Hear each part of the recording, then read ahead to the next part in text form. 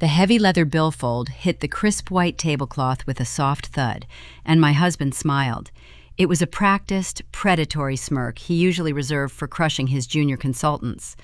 We were sitting at an exclusive waterfront restaurant in Alexandria, Virginia, and Cameron thought he was about to orchestrate the ultimate public execution of my dignity in front of his elitist parents. He thought canceling my credit card this morning would finally put his quiet, submissive wife in her place. He had no idea that I actually owned the restaurant and the entire commercial building we were eating in. My name is Riley, and I am 33 years old. If you have ever been underestimated by a toxic partner who thought they held all the power, let me know your age in the comments below. Hit that like button and subscribe to Sarah Told Stories because you are going to love watching this particular House of Cards collapse. The crystal chandeliers cast a warm golden glow over our table, reflecting off the dark waters of the Potomac River outside the tall glass windows. I took a slow sip of my sparkling water, letting the cold liquid ground me. Cameron, 35 years old and wearing a tailored Navy suit he could barely afford on his mid-level defense consultant salary, sat across from me. Beside him sat his parents, Jonathan and Catherine. Throughout the expensive appetizer courses, Catherine had been lobbing pointed insults disguised as polite conversation. "It must be so nice to have a simple IT job, Riley," Catherine murmured, adjusting the pearl necklace resting against her collarbone. "Leaving work at 5 every day while Cameron carries the real stress of providing for a household. Defense consulting is a man's game. It requires true intellect." I let the insult slide off me, tracing the rim of my water glass. I did not correct her. I did not tell her that my simple IT job was actually a classified cybersecurity logistics firm I founded years ago. I allowed Cameron to play the provider because I wanted a marriage built on partnership, not my net worth. But looking at his smug expression now, I realized my humility had merely fed a monster. When the time came to settle the extravagant $1,200 dinner bill, Cameron casually leaned back in his tufted leather chair. He swirled the amber bourbon in his glass, letting the ice clink against the crystal. "Let us see Riley pay tonight," Cameron sneered, his voice projecting just loud enough to turn heads at the adjacent tables. "I canceled her primary card this morning. Let us see how she manages when she does not earn a cent of real money." Catherine let out a sharp, cruel laugh, covering her mouth with a manicured hand. Jonathan chuckled, shaking his head. They waited for my face to flush. They waited for me to panic, to cry, or to beg Cameron to save me from the embarrassment. I did not flinch. I held Cameron's gaze, my posture perfectly relaxed. Just then, the restaurant manager approached our table. He bypassed Cameron's outstretched hand entirely, walked straight to my chair, and respectfully placed the leather folio right next to my plate. The first layer of their manufactured reality was about to shatter. The manager, a distinguished older gentleman named Vincent, stood near my shoulder with a posture of perfect deference. Cameron narrowed his eyes, clearly irritated that the natural order of his universe had been disrupted. He snapped his fingers, a crass gesture that made my skin crawl. "I think you made a mistake, Vincent," Cameron said, his tone dripping with patronizing patience. "The check goes to the man of the table.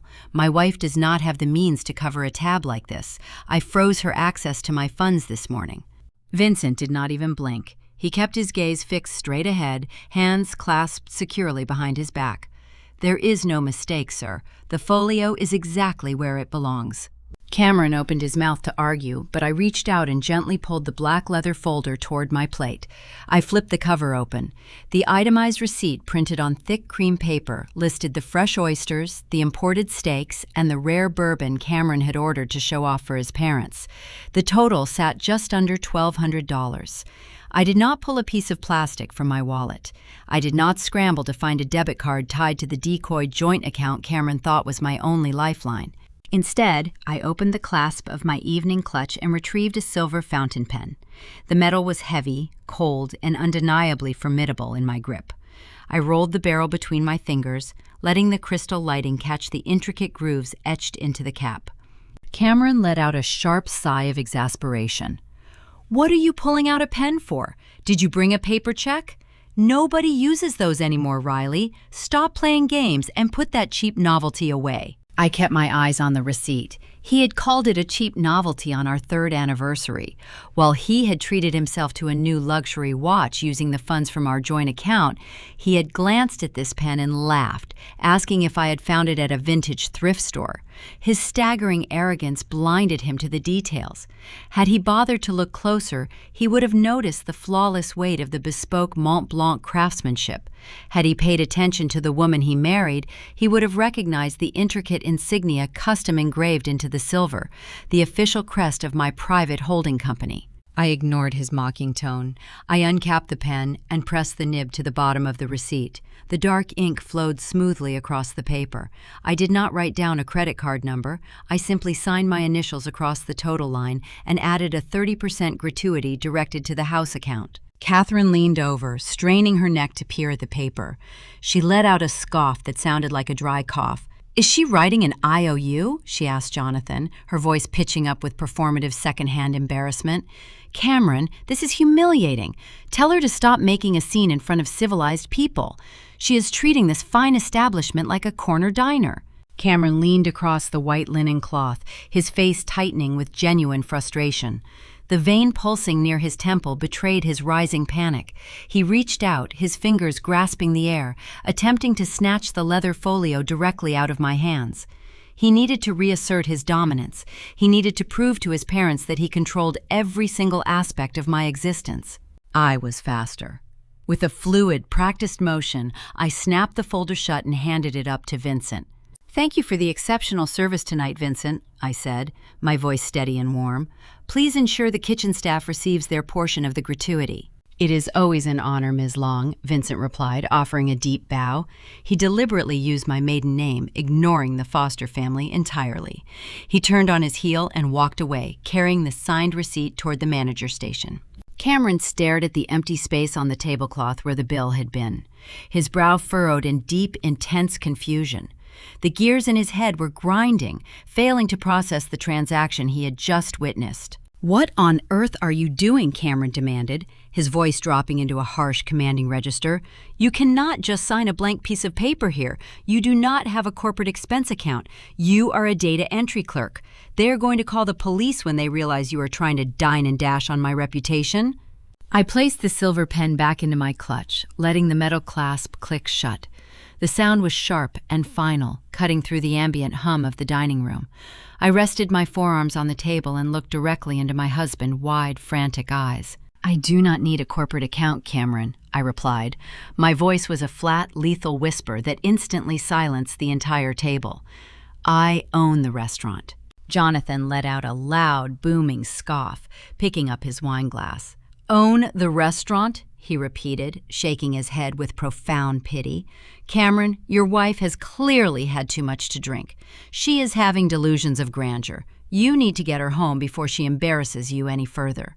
But Catherine was not laughing anymore.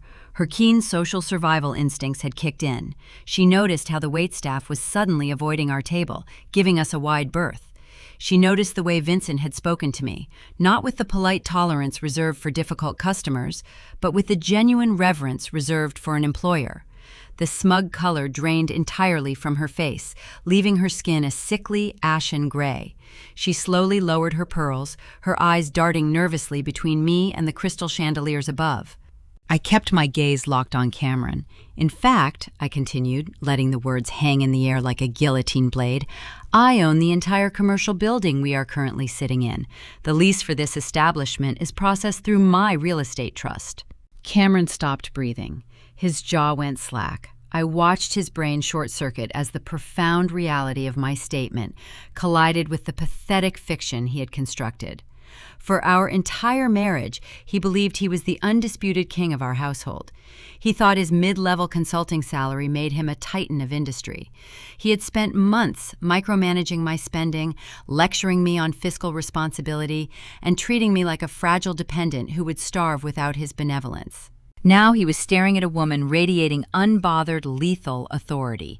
The quiet, submissive wife he thought he could bully had vanished into thin air, replaced by an apex predator who could buy and sell his entire consulting firm before breakfast. The decoy debit card he had canceled that morning was nothing more than a plastic toy I gave him to play with. He looked at my calm expression, searching for a punchline, a sign that this was an elaborate prank, but my eyes offered zero warmth. I was looking at him with the cold, clinical detachment of an auditor inspecting a worthless asset. The silence stretched, thick and suffocating. The realization that he had brought his parents here to witness a public execution, only to find his own neck on the chopping block, was tearing his ego apart. A man like Cameron cannot handle being outsmarted, let alone being vastly outperformed by a woman he considered his subordinate. I watched his hands curl into tight fists on his lap. The fear in his eyes was rapidly burning away, replaced by a desperate, frantic need to regain the upper hand. He needed a weapon. He needed something, anything, to prove he still held the power to destroy my life. And I knew exactly what he was going to reach for next. I could see the thought forming in his mind, the inevitable pivot to his ultimate leverage. He was going to use the roof over my head, entirely unaware that the deed to that roof was sitting right inside my purse, ready to trigger his ultimate downfall. The heavy silence stretching across the table finally snapped. Cameron could not process the paradigm shift. His fragile ego, built entirely on the illusion of male supremacy and financial dominance, rejected the reality unfolding in front of him. The shock mutating in his eyes rapidly dissolved into a desperate defensive rage. He slammed his fist onto the white linen, sending a sharp shockwave through the table. The expensive crystal wine glasses teetered dangerously, and the silver cutlery rattled against the porcelain plates. Several patrons at nearby tables turned their heads, their hushed conversations faltering at the sudden disturbance. "You are lying," Cameron hissed. The veins in his neck bulged against his starched white collar. A dark, dangerous crimson flush crept up from his throat, mottling his cheeks. He leaned forward, pointing a trembling, accusatory finger directly at my face. "You are a low-level data entry clerk. You organize spreadsheets for a nameless logistics firm. You do not own a restaurant, Riley. You certainly do not own commercial real estate in Alexandria." He was grasping at straws, desperately reciting the fictional resume I had allowed him to believe for the past 4 years. "I am the breadwinner here," he continued, his voice rising in a frantic pitch, determined to reclaim his authority in front of his audience. "I pay the mortgage on our house in McLean. I put a roof over your head. If you think you can pull a theatrical stunt like this to humiliate my family, you are gravely mistaken. You can pack your bags tonight. I am kicking you out." Catherine let out a breathless gasp of approval, her posture stiffening as she rallied behind her son. "Good for you, Cameron," she muttered, glaring at me with narrow, spiteful eyes. "Throw her out on the street. Let us see how far her delusions get her without your income." I sat perfectly still, listening to the man I married threaten me with homelessness. For a brief second, I recalled the day we moved into that sprawling 5-bedroom estate in McLean, Virginia. It sits on 2 acres of pristine, manicured land, boasting a wraparound driveway and a custom chef kitchen. Cameron had paraded around the hardwood floors that day, pounding his chest about securing such a prestigious property on his consulting salary. He bragged to his friends that his fierce negotiating skills had landed the deal.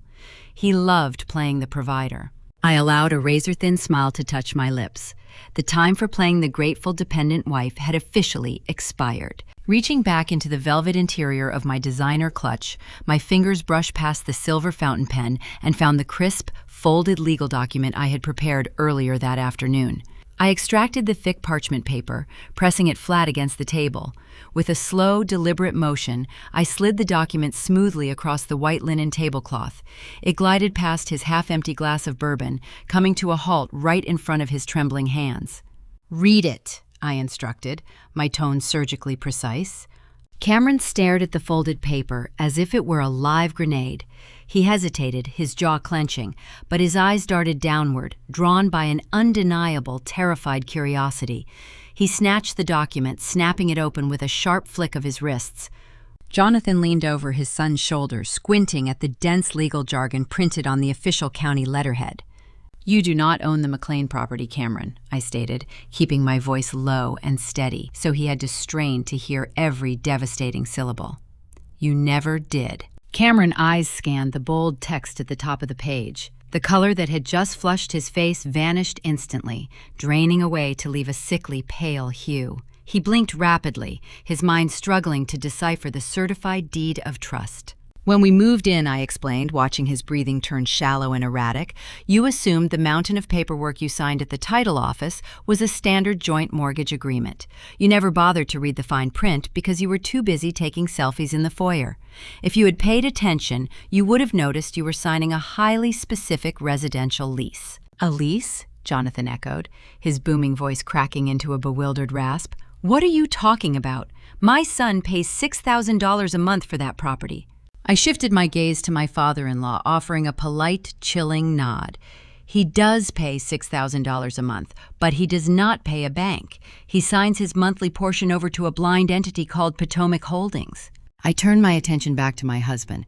The paper in his hands was shaking so badly it created a faint rustling sound. I am the sole beneficiary and the managing director of that exact trust, I revealed, letting the cold truth settle over the table. I bought that estate entirely in cash 3 months before you even saw the listing. I routed the purchase through Potomac Holdings to ensure my privacy. Every single month, when you puff out your chest and boast about paying the mortgage, you are actually just depositing rent directly into my private investment portfolio. Catherine let out a strangled, high-pitched noise, covering her mouth with her linen napkin. She looked at her son, waiting for him to deny my claims, waiting for him to tear up the document and prove I was insane. But Cameron could not deny it. The county seal stamped on the bottom of the deed was undeniable. His name was nowhere near the ownership line. He was listed merely as an authorized occupant. "You are not my provider, Cameron," I whispered, delivering the final, suffocating blow to his ego. "You are my month-to-month tenant." The restaurant around us seemed to fall into a dead hush. The string quartet playing softly near the bar felt miles away. Cameron stared at me, his eyes wide and bloodshot, reflecting a profound, inescapable terror.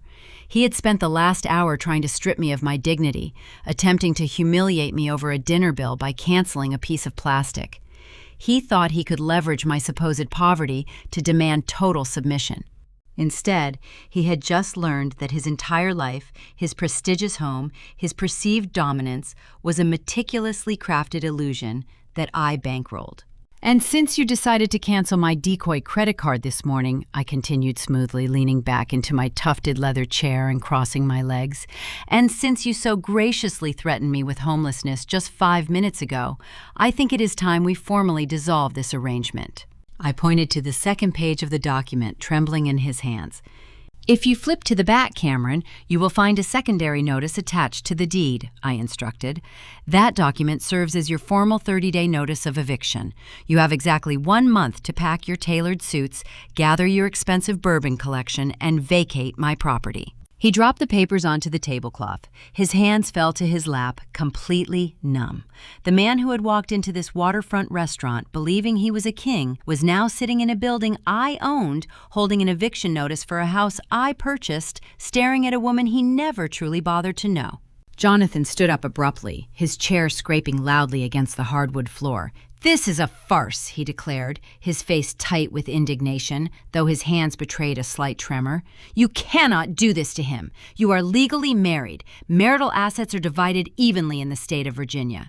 "Not when the assets are acquired prior to the marriage and shielded within a pre-existing irrevocable trust," I corrected calmly, demonstrating a lethal grasp of Virginia asset law.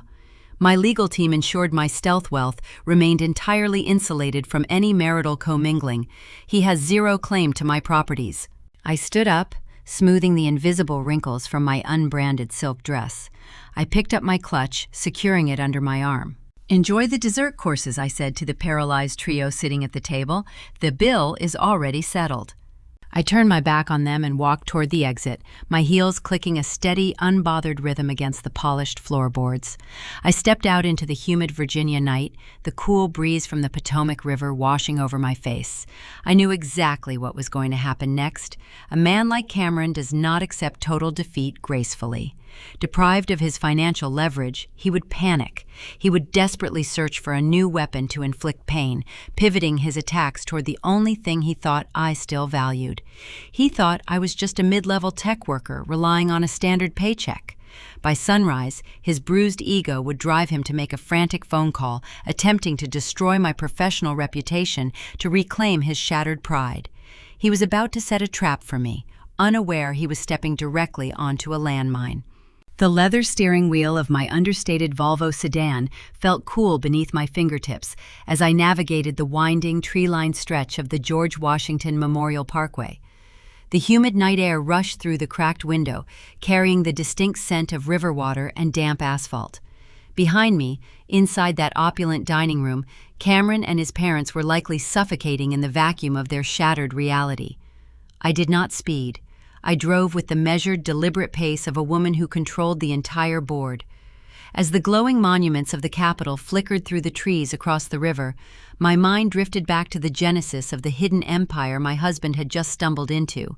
Virginia boasts a unique, high-stakes economy fueled by federal government contracting, military defense, and intelligence agencies. It is a ruthless, modern landscape where true power is measured in top-secret security clearances and encrypted logistical data. 8 years ago, I was not fetching coffee or organizing mundane spreadsheets for a nameless corporation. I was 25 years old, sitting in a windowless, unheated garage in Arlington, surrounded by humming server racks and a tangled web of Ethernet cables. I survived on cheap black coffee, the sharp tang of ozone from overheated processors, and an unyielding drive to build an impenetrable cybersecurity firm. While men like Cameron were out playing 18 holes at the country club and agonizing over their superficial social status, I was writing thousands of lines of complex code.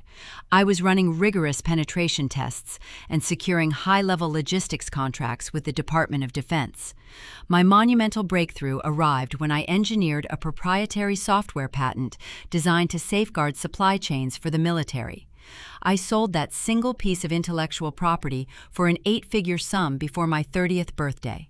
When the monumental wire transfer hit my newly formed encrypted holding account, I felt a profound sense of liberation. But instead of buying a fleet of European sports cars or commissioning a vanity spread in a business magazine, I chose invisibility.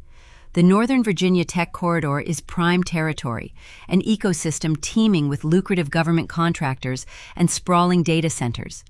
I utilized my capital to quietly purchase mid-rise office buildings in Reston, highly secure server farms in Ashburn, and boutique commercial retail properties in Alexandria. I structured every single property deed under intricate layers of blind trusts and limited liability companies. I became a ghost in the financial sector.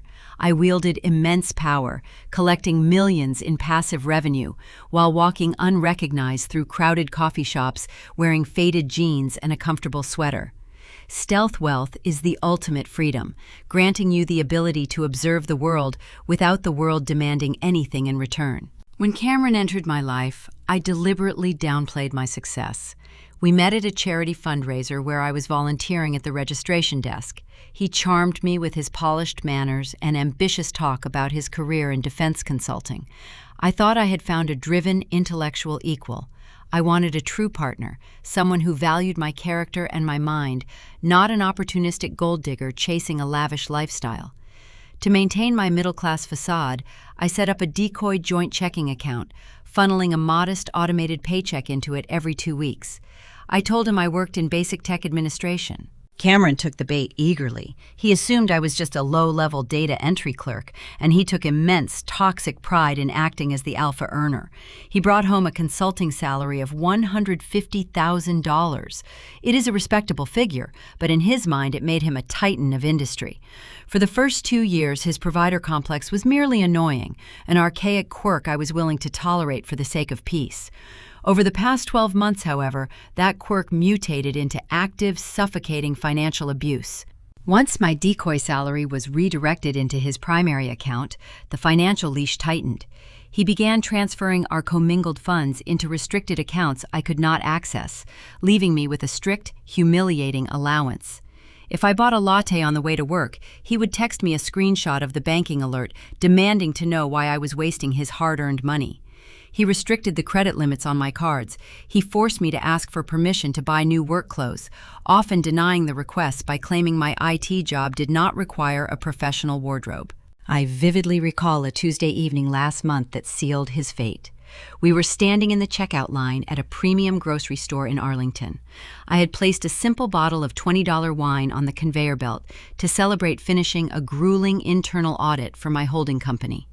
Cameron reached forward, picked up the bottle, and handed it right back to the cashier. He told the clerk we did not need it, loudly proclaiming that my data entry job did not warrant expensive treats on his dime. The cashier offered a pitying glance. I simply stared at the floor, playing the part of the chastised, dependent wife. Inside, my mind cataloged the infraction with clinical precision. It was the exact moment I realized the marriage was not a partnership to be salvaged, but a toxic liability to be liquidated. He delighted in making me feel small. He needed me to be a dependent prop in his manufactured reality, a silent audience member for his daily monologues about his own brilliance. He genuinely believed I was a helpless dependent who would crumble without his benevolence. He vastly underestimated the apex predator he was sharing a bed with.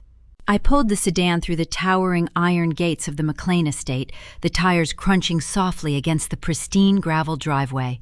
The sprawling 5-bedroom house sat dark and quiet, a silent monument to my stealth wealth. I parked in the garage, walked through the custom chef kitchen, and poured myself a glass of cold water. Cameron would be coming home soon, but he would not come bearing apologies. Stripped of his domestic power and humiliated in front of his elitist parents, his bruised ego would demand immediate, fierce retaliation. A man who relies on financial abuse cannot simply walk away when his victim cuts the strings. He would try to strike at the only thing he thought I still valued. He believed I relied on a basic paycheck from a nameless tech firm to survive. By sunrise, he would frantically leverage his industry contacts, searching for a way to destroy my professional reputation and force me back into submission. He was preparing to make a very desperate phone call, entirely unaware that he was about to dial directly into my own boardroom. The morning sun filtered through the floor-to-ceiling windows of my home office, casting long geometric shadows across the polished concrete floor. The McLean estate was quiet, save for the rhythmic, heavy pacing echoing from the guest bedroom directly above my ceiling. Cameron had not packed his tailored suits. He had not gathered his expensive bourbon collection. Instead of vacating the property, as instructed by the formal eviction notice I served him 12 hours prior, he was busy pacing the hardwood, plotting a desperate counterattack. I sat behind my sleek obsidian desk, nursing a cup of dark roast coffee. The ceramic mug radiated a comforting heat against my palms. I did not feel the typical heartbreak or frantic sorrow of a woman whose marriage had just imploded. I felt the crisp, hyper-focused clarity of a chief executive preparing for a hostile acquisition. My secure terminal chimed with a soft, melodic tone. The encrypted messaging interface flashed on my secondary monitor. The sender was Victor, the chief operating officer of my primary holding company. Victor is a former Pentagon intelligence director, a man I poached from the government sector 5 years ago by doubling his salary and offering him unparalleled operational autonomy. He is fiercely loyal, sharp as a scalpel, and currently managing the day-to-day operations of my cybersecurity logistics firm. The text on my screen read, "Boss, you have a highly agitated caller on the executive line." He navigated through the public directory and demanded to speak with the department head managing Riley Long. He claims his name is Cameron Foster. A cold, undeniable thrill traced its way down my spine. Cameron had spent the early hours of the morning leveraging his contacts in the Virginia Defense Contracting Network.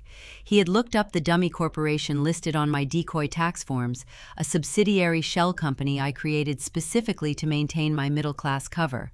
Believing he had tracked down a mid-level human resources manager or a regional supervisor, he intended to strike at the only thing he thought I still possessed.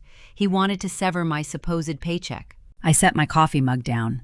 I typed a swift response to Victor. Patch the audio through to my terminal. Do not let him know I am listening. Play the part of a concerned corporate director. Let him talk. The messaging interface disappeared, replaced by a digital audio dashboard. A green indicator light blinked, signaling the live feed had connected. The crisp, high-definition audio filled my office.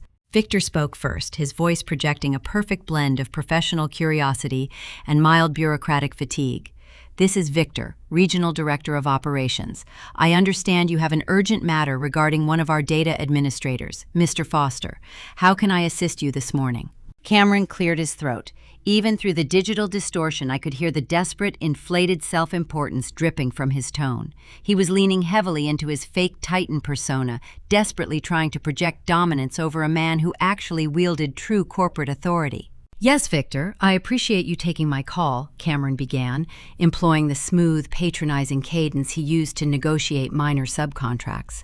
"I am a senior defense consultant acting on behalf of several key stakeholders in the Northern Virginia sector. I am calling regarding my wife, Riley Long. It has come to my attention that she is an employee under your direct supervision." "She is on our payroll, yes," Victor replied dryly. "Is there a family emergency I should be aware of?" "It is a corporate emergency, Victor," Cameron insisted, his voice tightening. "I am calling as a professional courtesy. Riley has been exhibiting deeply unstable behavior over the last several weeks. Her mental state is deteriorating rapidly. She is prone to extreme delusions of grandeur, claiming ownership of assets she does not possess." I leaned back in my ergonomic leather chair, intertwining my fingers. My husband was deploying a classic, predictable tactic. Unable to control me financially, he was attempting to weaponize my mental health, portraying me as a hysterical, unreliable woman to discredit my professional standing. "That is highly concerning to hear, Mr. Foster," Victor responded, acting the part of a cautious manager. "However, personal domestic disputes do not typically warrant an executive-level intervention unless they impact the firm." "This impacts your firm directly," Cameron snapped, growing impatient with Victor's calm demeanor. "Her erratic behavior is a massive security liability. Furthermore, I have credible reason to believe she is actively engaging in corporate theft.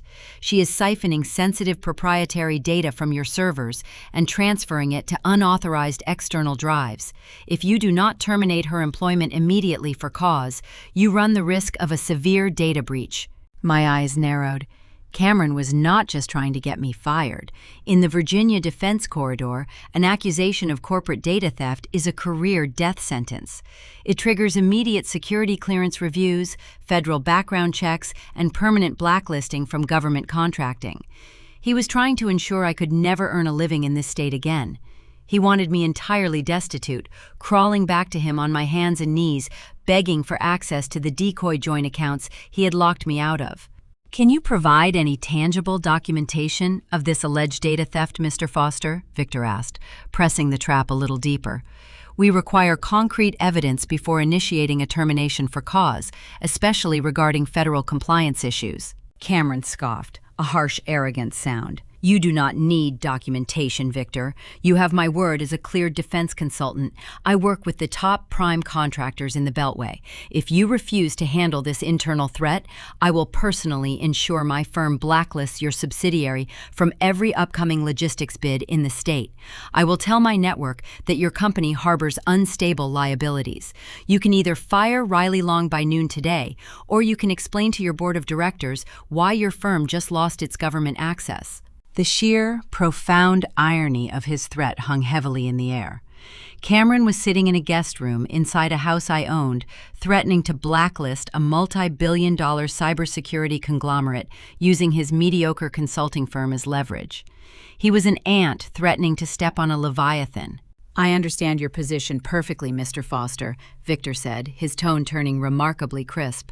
"I will personally handle Ms. Long employment status effective immediately. Thank you for bringing this to my attention." Cameron let out a smug, victorious sigh. "I expect confirmation of her termination before the end of the business day. Goodbye, Victor." The line clicked dead. The audio feed cut out, leaving my office in total silence.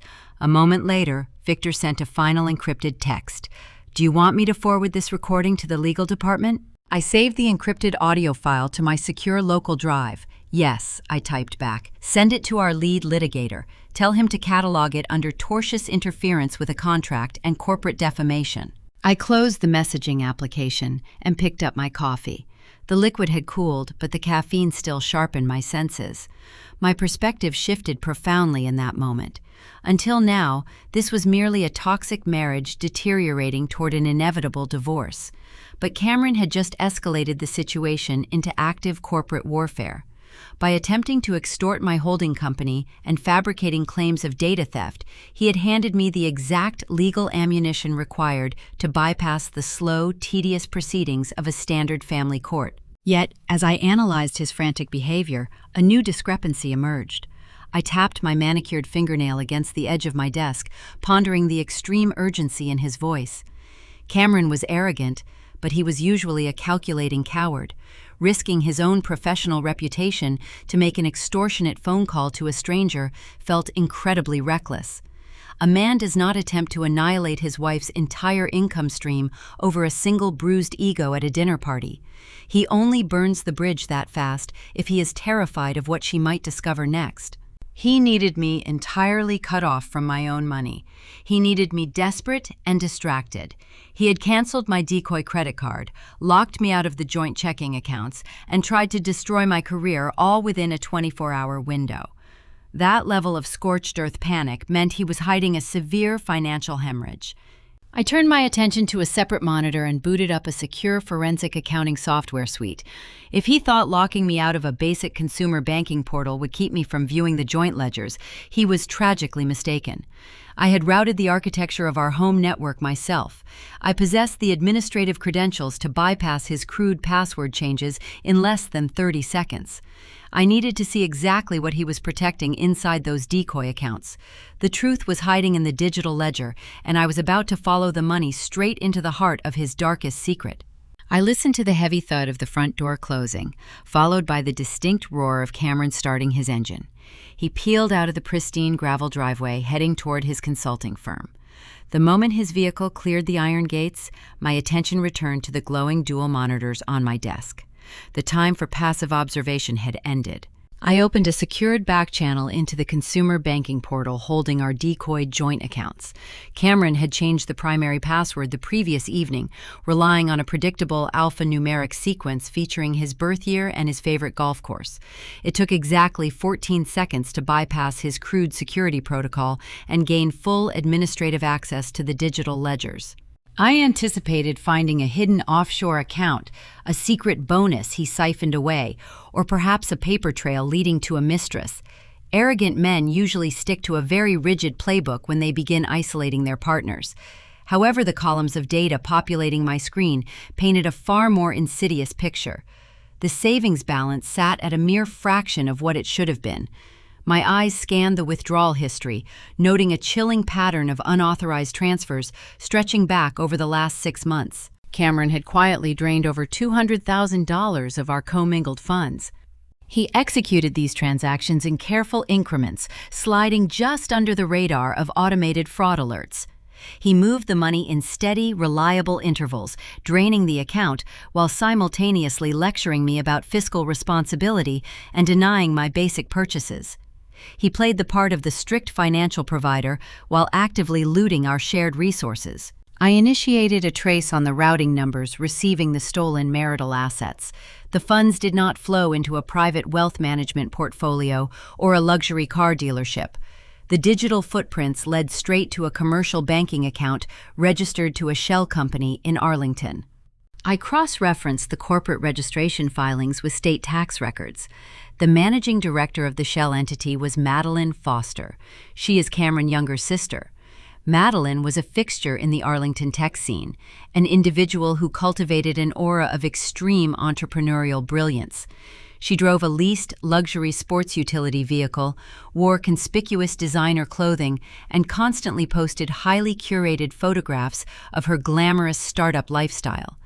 She recently launched a heavily hyped software application promising to revolutionize local delivery logistics. At family gatherings, Madeline frequently lectured me on the importance of ambition, treating my supposed data entry job with profound disdain. She loved to boast about her expanding team, her sleek office space, and the brilliant future she was building from scratch. But the raw financial data flowing across my terminal exposed the stark reality beneath her pristine social media aesthetic. Madeline was not running a successful technology company. She was commanding a sinking ship. Her startup was hemorrhaging capital at an astonishing rate, burning through initial investments just to keep the lights on in her premium commercial real estate lease. I deployed a silent data scraping tool to peek into the public-facing investor portals associated with her firm. By comparing her reported quarterly earnings with the illicit wire transfers originating from my decoy joint account, a sinister mechanism came into focus. Madeline was padding her user acquisition metrics. More importantly, she was utilizing her brother's stolen cash to simulate legitimate corporate revenue streams. Whenever her startup faced an impending audit from potential angel investors, Cameron would wire another $10,000 from our marital savings. Madeline then categorized those stolen funds as inbound client payments, creating a fabricated ledger of profitability. She used the fake momentum to secure real venture capital, effectively tricking wealthy investors into funding a hollow enterprise. They were operating a miniature Ponzi scheme right in the heart of the Virginia Tech corridor. The pieces of the puzzle clicked together with terrifying clarity. Cameron was not just an arrogant husband playing the alpha provider. He was an active co-conspirator in federal wire fraud. He was drowning in highly leveraged debt, desperately trying to keep his sister fraudulent company afloat so the Foster family could maintain their illusion of elite status. He canceled my credit card at the restaurant, not simply to orchestrate a public humiliation, but because the accounts were perilously close to insolvency. He needed to cut off my access before I noticed the missing $200,000. He thought his intimidation tactics would blind me to the reality of his financial crimes. He genuinely believed he could starve me into submission, forcing me to rely entirely on his daily handouts, while he fed the rest of our money to Madeline's failing venture. I leaned back in my ergonomic leather chair, interlacing my fingers as a cool wave of satisfaction settled over me. He believed my supposed financial ignorance was his ultimate shield. He thought I was just a quiet, dependent wife who would never dare question the mechanics of his banking. Instead, he had unknowingly handed me the keys to his sister's permanent destruction. By funding a fraudulent enterprise with stolen marital assets, he tied his professional fate directly to hers. The moment those false revenue streams were exposed, the angel investors would demand an immediate forensic audit. The resulting federal investigation would unearth the stolen marital funds, shredding Madeline's pristine reputation and exposing Cameron as a common embezzler. I meticulously downloaded the bank statements, the wire transfer logs, and the corporate registration files. I organized the damning evidence into a secure encrypted folder on my local drive. I possessed the exact documentation required to freeze their entire operation and trigger a catastrophic legal collapse. The power I held in that single digital folder was enough to erase the Foster family from the Virginia Business Registry forever. Yet, I knew better than to strike immediately. The Foster family operated on a foundation of fierce, toxic pride. When narcissists sense their control slipping, they rarely retreat quietly. They attempt to rewrite the narrative, turning the victim into the villain to salvage their own public standing. Catherine had witnessed my defiance at the waterfront restaurant, and she would not let that perceived insult go unanswered. Her son had been humiliated, and her innate elite supremacy had been challenged by a woman she considered beneath her class. Before the day ended, my mother-in-law would undoubtedly launch a preemptive strike. She would seek to control the social battlefield, determined to ruin my reputation in the Virginia high society circles before I could expose their impending ruin. She was preparing to spread a toxic web of lies, entirely unaware that her country club gossip was about to collide with a woman who owned the very ground they all stood upon. The digital battlefield of forensic accounting was sterile, driven by hard data and irrefutable wire logs. The social battlefield, however, was built on whispers, imported tea, and calculated optics. Refusing to concede defeat after the humiliating dinner at the waterfront, Catherine sought to control the narrative before the truth of my wealth could expose her family's fraudulent, debt-ridden reality.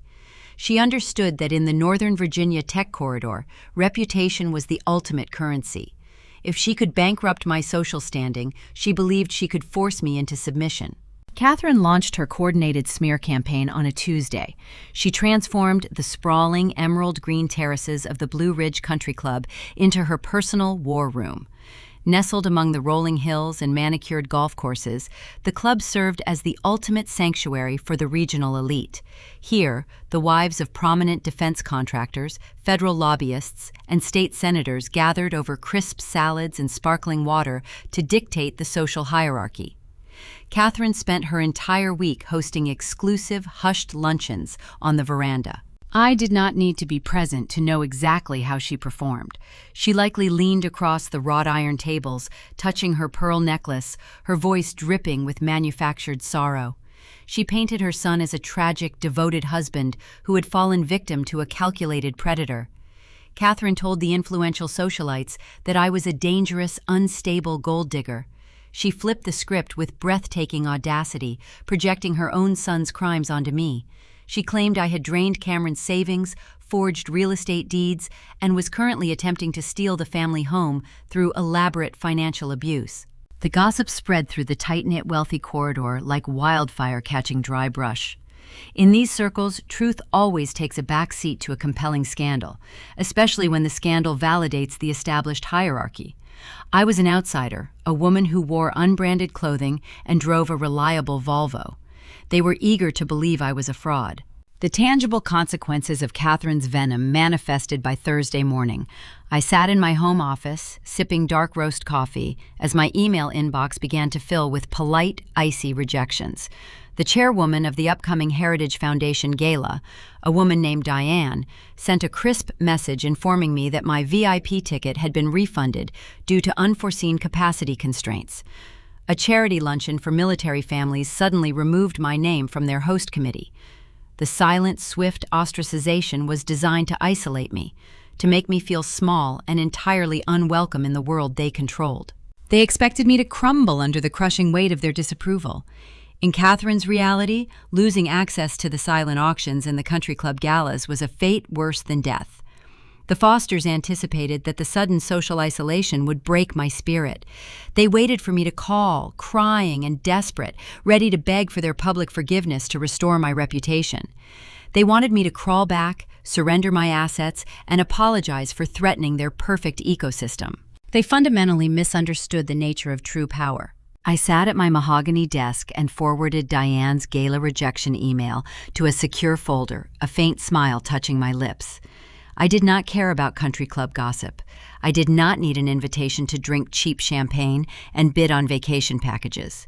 I pulled up my holding company's internal database, bringing the corporate loan portfolios onto my secondary monitor. I searched for Diane's last name.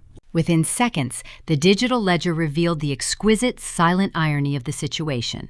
Diane's husband operated a mid-sized aerospace supply firm that was currently defaulting on a seven-figure mezzanine loan. The financial institution holding that specific paper was a private equity subsidiary. I am the undisputed majority shareholder of that subsidiary. Diane was typing condescending emails and barring me from a ballroom, entirely unaware that I possessed the legal authority to seize her husband's commercial assets and bankrupt her household before lunch. I scrolled through the country club directory, cross-referencing the names of the women Catherine was busy impressing. The results were a masterpiece of hidden leverage. The Virginia elite loved to project limitless prosperity, but their lifestyles were heavily financed by corporate debt. My private equity firm owned the operational notes, the commercial leases, or the venture capital debt of half the executives sitting at those veranda tables. They were sipping mimosas and judging my unbranded dresses, while I quite literally held the mortgages to their professional empires. I did not retaliate. I did not send angry emails or attempt to clear my name in the court of public opinion. I let Catherine dig her social grave deeper. Every lie she told tied her reputation closer to a fabricated, unsustainable narrative.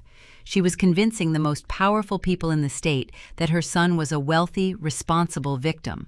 When the undeniable truth of Cameron's federal wire fraud and Madeline's Ponzi scheme finally broke, the resulting shockwave would be catastrophic. The high society circles that Catherine worshipped would realize she had lied to their faces. The public backlash against her family would be undeniable, swift, and entirely inescapable. I spent the afternoon calmly reviewing logistics contracts, the soft patter of rain beginning to tap against the floor-to-ceiling windows of my office. A storm was rolling into the Potomac region, casting a dark steel-gray hue over the sprawling McLean estate. The silence from my end of the battlefield was deafening, and I knew exactly how the Fosters would interpret it. Cameron and his mother operated on ego and immediate gratification. When I did not rush to defend myself, they assumed their strategy had worked. They mistook my strategic patience for paralyzing fear. Cameron believed the social slaughter had successfully tenderized me. He thought I was sitting alone in the sprawling house, terrified of losing my place in the world, desperate for a lifeline. Deprived of his financial dominance, he believed he had found a new way to corner me. He assumed the psychological pressure of being an outcast would force my hand. The arrogance was blinding him to the very real danger he was in. He was a man holding a match, admiring the flame, ignoring the fact that he was standing knee-deep in gasoline. As the evening approached, the rain intensified, washing over the gravel driveway in heavy, relentless sheets. I closed my laptop and walked toward the kitchen to pour a glass of water. The quiet solitude of the house was about to be broken. Cameron was not the type of man to let a perceived victory sit idle. He needed to capitalize on the momentum he believed he had generated. He wanted to strike while he thought I was weak, disoriented, and socially ruined. The faint sweep of headlights pierced through the front windows, casting long, moving shadows across the hardwood floors. A vehicle pulled into the driveway, but the engine did not sound like Cameron's usual sedan.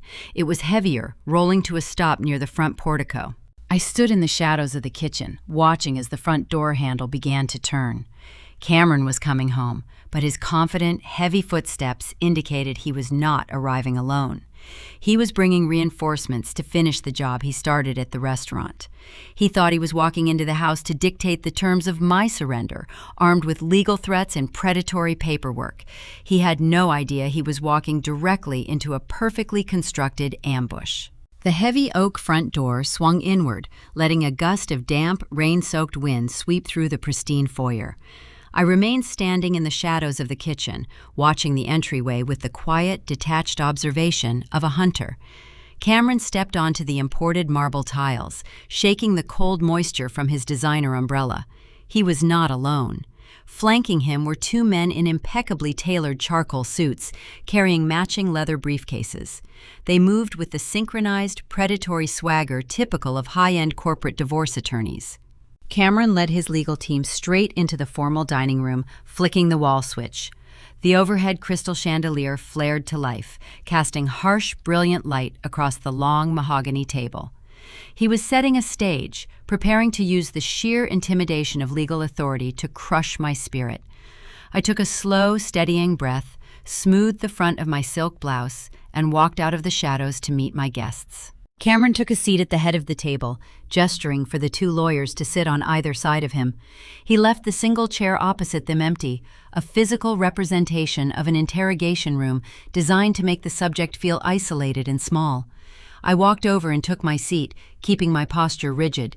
The rain lashed against the tall dining room windows, providing a rhythmic, drumming soundtrack to the impending confrontation.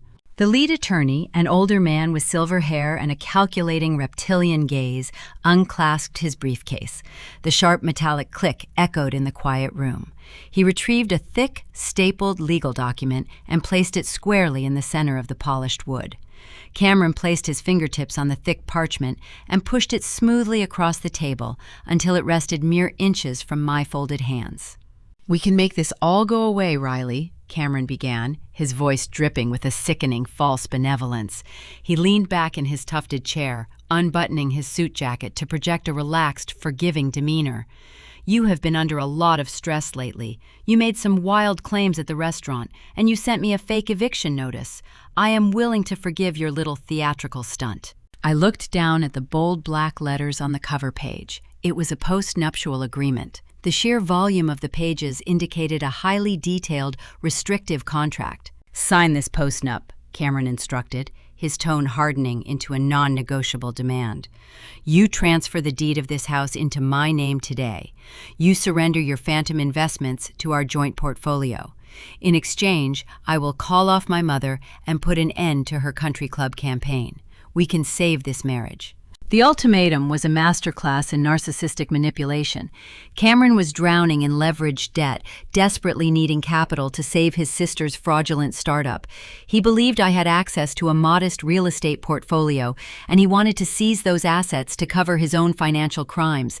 He framed the extortion as a generous offer to rescue our relationship, dangling my social reputation as a bargaining chip. The lawyers sat there smirking, radiating smug confidence. They had drafted a document designed to legally strip me of my stealth wealth, relying entirely on the assumption that I would fold under the pressure of a humiliating public discovery process. In their line of work, they frequently intimidated dependent spouses, bullying them into signing away their rights for pennies on the dollar. The younger attorney checked his expensive wristwatch, projecting a palpable sense of boredom, as if my capitulation was a foregone conclusion. They believed they were dealing with a frightened amateur. During his years as a defense consultant, Cameron often bullied subcontractors by threatening endless, costly litigation. He assumed that a woman hiding her wealth would be terrified of intense legal scrutiny. He thought I kept my money a secret because I was dodging federal tax audits or hiding illicit funds. He assumed I would do anything to keep the government out of my bank accounts. "If you refuse," Cameron continued, leaning forward to rest his elbows on the table, his eyes narrowing into dark slits, "my lawyers will drag you through a highly publicized, humiliating divorce. We will freeze every single asset you claim to own. The court will audit your entire life and you will walk away with nothing. You will be a social pariah, living in a cheap apartment, wondering why you did not just take the deal." The lead attorney slid a heavy gold pen across the mahogany. The metal cylinder rolled to a stop right next to the post-nuptial agreement, tapping the signature line. They expected the classic intimidation tactic to break my resolve. They wanted tears. They wanted a frantic emotional breakdown. They wanted to watch me surrender my independence and hand over the keys to my kingdom. I decided to give them exactly what they craved. I deployed the ultimate red herring. I lowered my gaze, staring at the thick stack of paper. I commanded my breathing to turn shallow and erratic, a perfect imitation of rising panic. I reached out, allowing my fingers to tremble visibly as they hovered over the document. I pulled the pages closer, clutching the edges so tightly my knuckles turned stark white. I bit my lower lip, forcing my eyes to water. The physical mechanics of feigning devastation required intense focus, but years of navigating cutthroat boardroom negotiations had taught me how to wear any necessary mask. A single desperate tear broke free, tracing a slow, hot path down my cheek.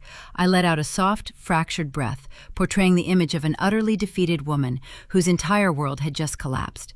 I picked up the heavy gold pen, my hand shaking so severely the tip tapped nervously against the parchment. Cameron let out a deep, triumphant sigh. The defensive tension left his shoulders. He glanced at his attorneys, sharing a silent, knowing look of profound victory. The younger lawyer offered a slight, validating nod, already calculating his billable hours. Cameron genuinely believed he had successfully checkmated me. He thought the mere presence of expensive legal counsel and the threat of public ruin had forced my total, unconditional surrender. I kept my head bowed, staring at the dotted signature line, and began counting in my head. 1, 2, 3. I let them revel in their triumph. I let the silence stretch, filling the room with their unspoken arrogance. They thought they had backed me into an inescapable corner, ready to strip away my empire and leave me destitute. They thought they were the smartest men in the Commonwealth of Virginia. 10, 11, 12. The rain continued to beat against the glass, a chaotic rhythm that masked the lethal, calculating gears turning in my mind. Cameron reached for his water glass, taking a confident sip, enjoying the taste of his perceived dominance. He believed he had just secured the funding needed to save his sister's failing tech startup. He believed he had reclaimed the McLean estate. 30, 31, 32. I let the seconds tick by, playing the role of the crushed, subservient wife. I wanted them to experience the absolute peak of their artificial success. I wanted their egos inflated to the maximum possible capacity so that the impending rupture would be catastrophic. 58, 59, 60. The minute expired. The performance was over, the trap had been set, the bait had been taken, and the predator was ready to close the jaws. I stopped trembling. The artificial panic evaporated from my posture, replaced by a cold, hardened spine. I lowered the gold pen, placing it deliberately back onto the polished mahogany wood. I lifted my head, wiping the single fake tear from my cheek, and looked directly into the eyes of the lead attorney. The fragile broken wife was gone, and the chief executive was ready to deliver the final terms of engagement. The heavy gold pen slipped from my fingers, landing softly onto the polished mahogany. The single fake tear instantly dried against my skin as my posture shifted from a fragile dependent into pure corporate lethality. I pushed the thick post-nuptial agreement away, watching the stack of paper slide back across the table until it bumped against Cameron's water glass. The abrupt change in my demeanor sent a tangible ripple of confusion through the room. The smug, self-satisfied grins plastered across the faces of the two divorce attorneys faltered. The younger lawyer, Donovan, sat up straighter, his brow furrowing as he sensed the sudden drop in the atmospheric pressure. I looked directly at the lead attorney, Mr. Pierce, locking eyes with him using the exact same unyielding stare I utilized to dismantle hostile takeover bids. "Your asset discovery is fatally flawed," I stated, my voice echoing with an icy, undeniable authority that sliced through the rhythmic drumming of the rain against the dining room windows. "Before you walk into my home and threaten to freeze my personal assets, you should probably check the specific jurisdiction and origin of your own client's accounts." Pierce narrowed his reptilian eyes, attempting to maintain his superior facade. "We ran a comprehensive financial sweep, Ms. Long," he replied, his tone laced with practiced condescension. "We know exactly where your dummy corporations are registered. We know about the real estate. Hiding money in blind trust does not make you immune to a subpoena.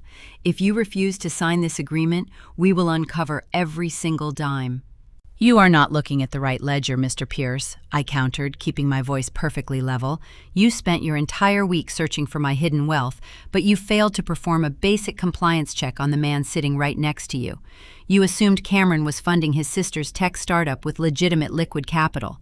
You assumed his consulting firm was turning a healthy profit. You assumed his hands were clean." I reached down to my leather briefcase resting on the floor beside my chair. The brass zippers parted with a sharp, precise hiss. I did not pull out a standard civil lawsuit or a typical divorce counterclaim. I extracted a single thick document bound in heavy blue cardstock, bearing the unmistakable embossed seal of the federal court system. I tossed it across the table. The heavy packet landed directly on top of their predatory post-nuptial agreement. Pierce adjusted his wire-rimmed glasses and pulled the document closer. "Yesterday morning," I explained, watching the older attorney flip open the cover page, "my holding company purchased the entirety of Madeline Foster's venture capital debt. Her original angel investors were growing highly suspicious of her padded user metrics and her erratic revenue streams. They wanted out. I offered to buy her outstanding promissory notes on the secondary market for pennies on the dollar. They eagerly accepted the cash, which means my private equity firm is now the sole senior creditor for her failing Arlington tech startup." Cameron let out a harsh, dismissive scoff, attempting to project confidence.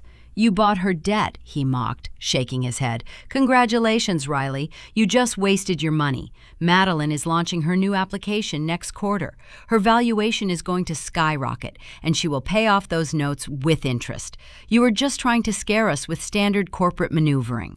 I ignored my husband, keeping my gaze firmly fixed on his legal counsel. Pierce was reading the second page, and his index finger had stopped moving. The color was rapidly draining from his weathered face, leaving his skin a sickly pale hue. "When my firm assumed the debt, we gained the legal right to audit her internal financials," I continued, enunciating every syllable with surgical precision. "Upon executing that audit, we discovered the unauthorized extraction of $200,000 in marital funds. Cameron transferred that money from our decoy joint accounts directly into Madeline's operating budget to fabricate her inbound revenue. That illicit transfer constitutes a direct breach of the financial covenants outlined in her original venture capital agreements." Donovan, the younger attorney, leaned over his boss's shoulder to read the paragraphs highlighted in bold ink. His jaw slackened. "Because she breached those strict financial covenants using stolen marital assets, I triggered an immediate default clause on the entirety of her corporate debt," I stated, the cold finality of my words settling heavily over the dining room. Cameron stopped breathing. The arrogant sneer melted off his face, replaced by a look of sheer, unadulterated panic. He turned toward his lawyers, waiting for them to interject, waiting for them to deploy some brilliant legal loophole to save him. They remained entirely silent, their eyes glued to the federal seal stamped at the bottom of the final page. "I did not stop there," I added softly. "I presented the findings to a federal judge this afternoon. Given the undeniable proof of wire fraud and the fraudulent inflation of investor metrics, the judge agreed that the startup posed a severe flight risk for the remaining capital. He approved an emergency injunction." Pierce swallowed hard, his Adam's apple bobbing erratically above his tightened tie. He looked up from the document, staring at me with a mixture of professional horror and profound respect. "The judge ordered the immediate freeze of all her corporate operating accounts," I declared, watching Cameron flinch as if he had been physically struck. Furthermore, because Cameron was the individual illegally funneling the stolen funds, the court also ordered an immediate comprehensive freeze on every single personal bank account registered to his Social Security number, pending a sweeping fraud investigation. Cameron's face turned the color of wet ash. He opened his mouth to speak, but only a ragged, shallow breath escaped his lungs. He was entirely paralyzed. The smug, predatory smirks vanished from his lawyers' faces. They realized instantly the catastrophic magnitude of the situation. Cameron had lied to them during their intake meetings. He had sworn under penalty of perjury that his financial disclosures were accurate and that the funds paying their exorbitant retainer fees were clean. He had hidden the fact that he was actively funneling stolen money into a Ponzi scheme. Pierce shoved his chair back, the wooden legs screeching harshly against the hardwood floor. He stood up, refusing to even look at his client. In the legal profession, discovering that a client is actively using your services to conceal a federal felony is an unmitigated disaster. It opens the firm up to severe ethical violations, disbarment, and potential criminal complicity. "What are you doing?" Cameron stammered, his voice cracking into a high-pitched, desperate whine. "You cannot just leave. We have a contract. Tell her she cannot do this. Tell her we will sue her holding company."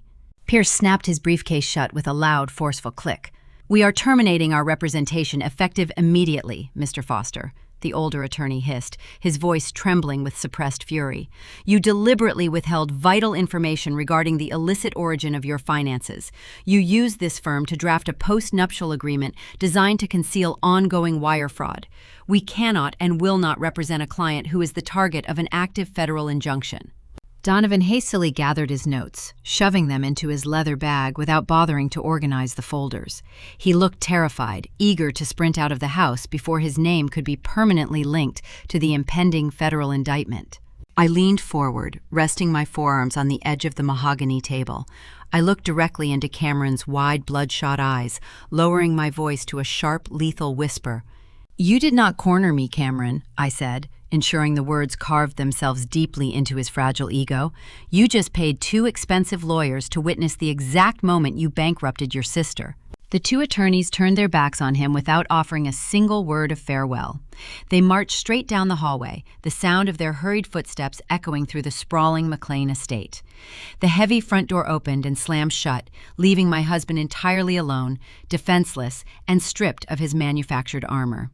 He sat frozen at the head of the table, staring at the blue federal injunction resting on top of his useless divorce papers. His hands began to shake, the tremors vibrating up his arms as the crushing weight of his reality settled over him. He had no access to his checking accounts. He had no credit cards. He had no lawyers. His sister's startup was permanently paralyzed, and the federal government was actively preparing to audit every single transaction he had executed over the past year. I stood up, pushing my chair back with a smooth, effortless motion. I picked up my briefcase and walked out of the dining room, leaving him alone in the harsh glare of the crystal chandelier. I knew he was currently drowning in a sea of his own making, but men like Cameron possess a dangerous, stubborn survival instinct. When cornered, they refuse to accept defeat. They search frantically for a miraculous lifeline to pull themselves out of the wreckage. He had one final card left to play. He had staked his entire professional reputation on a highly classified logistics bid his consulting firm was pitching to the Department of Defense. He believed that securing this monumental government contract would yield a commission large enough to hire a new legal defense team, unfreeze his accounts, and save his sister from federal prison. He was preparing to throw all his remaining energy into that single, desperate pitch. He needed that contract to survive, entirely unaware that his ultimate lifeline led directly into the center of my trap. The rain continued to assault the glass panes of the dining room long after the divorce attorneys fled the McLean estate. I stood in the darkened hallway, a silent observer in my own home, watching my husband grapple with his newfound reality. Cameron remained frozen at the head of the long mahogany table, staring blankly at the federal injunction that had just paralyzed his sister's startup and frozen his personal wealth. A normal man would have recognized the irrevocable defeat. A rational human being would have packed a suitcase, accepted the 30-day eviction notice, and sought genuine legal counsel to mitigate the impending fallout. But Cameron was governed by an insatiable, fragile ego. Surrender was not programmed into his psychology. When cornered, a narcissist does not reflect on their mistakes. They double down on their delusions. He finally moved, shoving the legal documents aside with a trembling hand. He reached into his tailored jacket, pulled out his smartphone, and dialed a number. The quiet acoustics of the house allowed his voice to carry perfectly down the corridor. He was calling his parents. Catherine answered on the second ring, her tone shrill and frantic, demanding to know how the ambush had concluded. Cameron did not confess that his lawyers had abandoned him. He did not admit that the Foster family was currently drowning in frozen assets and federal investigations. Instead, he spun a desperate, fictitious narrative designed to soothe his mother's anxiety and protect his own status. "Do not worry about the house, Mother," Cameron lied, his voice adopting a forced, arrogant, steady rhythm. "Riley is throwing a tantrum with some fake corporate paperwork. Her little stunts will not hold up in court. She thinks she has leverage, but she is forgetting about the logistics bid. The government contract is finalized. I am submitting the Phase 3 compliance packet tomorrow morning. Once the Pentagon signs off on this commission, my consulting firm will secure a 7-figure payout. I will have enough liquid capital to bury her in litigation for the next decade. We are going to take everything she has." I leaned against the cool plaster of the hallway wall, listening to him boast. He was staking his entire professional reputation and his remaining sanity on a singular, highly classified logistics pitch. He had been grooming this specific Department of Defense bid for over 2 years. In his mind, securing this government commission was the ultimate golden ticket. It was his only remaining lifeline to avoid total bankruptcy, pay off his impending legal fees, and rescue Madeline from her fraudulent collapse. He genuinely believed that securing federal funding would restore the Foster family dominance and neutralize my leverage. He ended the call, breathing a heavy sigh of relief, visibly bolstered by his own fabrications. He opened his laptop right there on the dining table, the harsh blue light illuminating his exhausted, desperate face. He began typing furiously, preparing his final submission for the government portal. He spent the next several hours fine-tuning his pitch, totally oblivious to the intricate macro structure of the Virginia defense contracting ecosystem. The federal government operates within a staggering, complex labyrinth of bureaucracy. The Department of Defense manages trillions of dollars in global logistics, but they do not possess the internal manpower to directly review, audit, and vet every single independent consulting firm pitching a new supply chain solution. The military requires an insulating layer of security and compliance.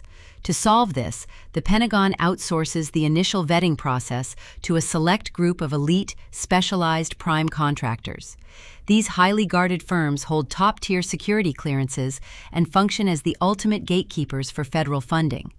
If a prime contractor audits a bid and flags it for compliance issues, the application is instantly denied, and the consultant is frequently barred from future submissions.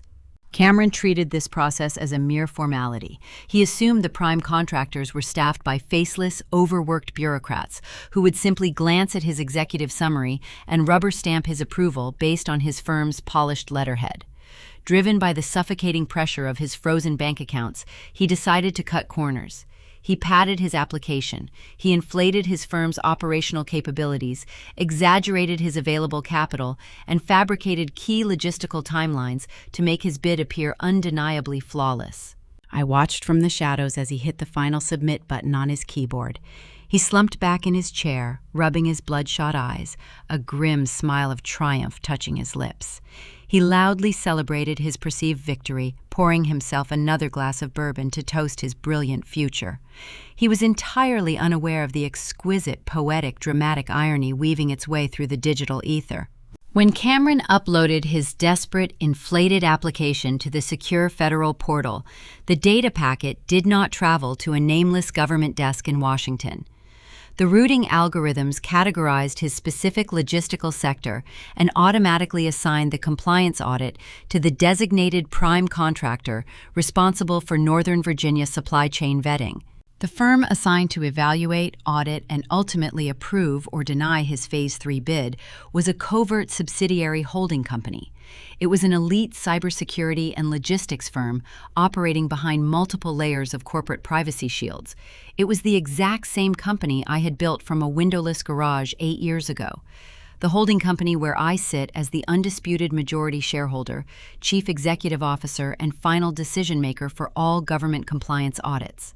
My husband had just bypassed every single safety net and delivered his entire professional future directly to my desk. I turned away from the hallway, leaving him to his foolish celebrations, and retreated to the silence of my home office. I woke my secure terminal from sleep mode, entering my biometric credentials. The encrypted dashboard hummed to life, displaying the incoming queue for the Federal Vetting Division. A new file blinked at the top of the roster, flagged for immediate executive review. The sender was listed as Cameron Foster Consulting. I settled into my ergonomic leather chair, the glow of the monitors reflecting in my eyes. The anticipation was a cold, sharp thrill in my veins. Cameron thought he had successfully outsmarted the system. He thought his padded resume and exaggerated projections would slip through the cracks, securing the millions he needed to wage war against me. He believed he was stepping into a new stratosphere of wealth and power. I reached for my mouse, hovering the cursor over his encrypted application file. I expected to find the standard, pathetic lies typical of a desperate consultant trying to secure a paycheck. I anticipated seeing manipulated revenue charts and stretched timelines. However, as I clicked the file open and began scanning the attached compliance documents, the initial amusement faded, replaced by a profound, chilling realization.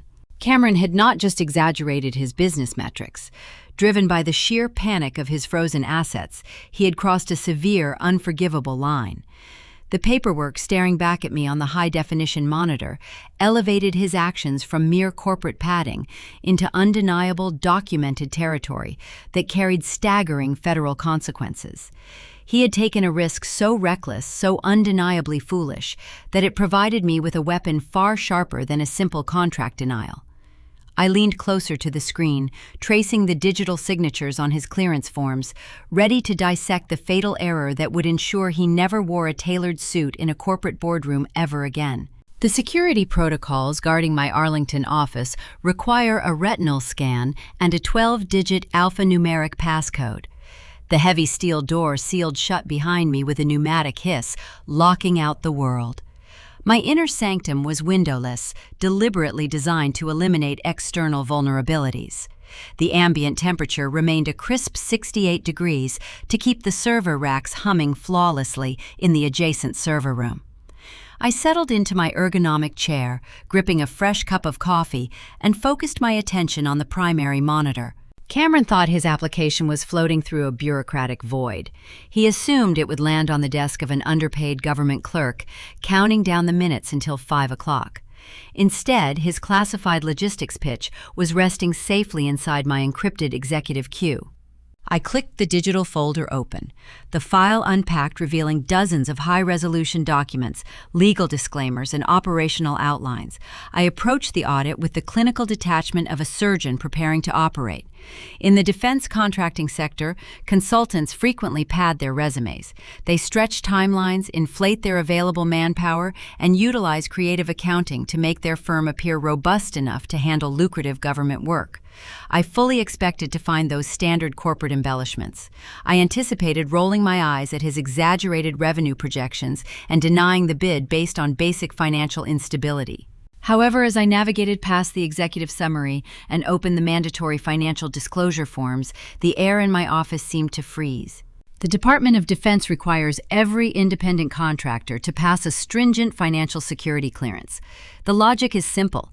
An executive drowning in unmanageable debt is highly susceptible to foreign bribery, espionage, or corporate blackmail. To secure the commission, Cameron needed to prove his firm possessed impeccable liquidity and zero hidden liabilities. I stared at the digitized pages of his sworn financial affidavit. Cameron had checked every single box claiming total financial solvency. He declared his personal checking accounts were flush with capital. He explicitly stated he held zero outstanding debts outside of a standard residential lease. I turned my head to the secondary monitor, bringing up the real-time ledgers from my private equity firm. The contrast between his sworn federal affidavit and the undeniable reality of his frozen bank accounts was glaring. He had entirely omitted the venture capital debt linked to his sister.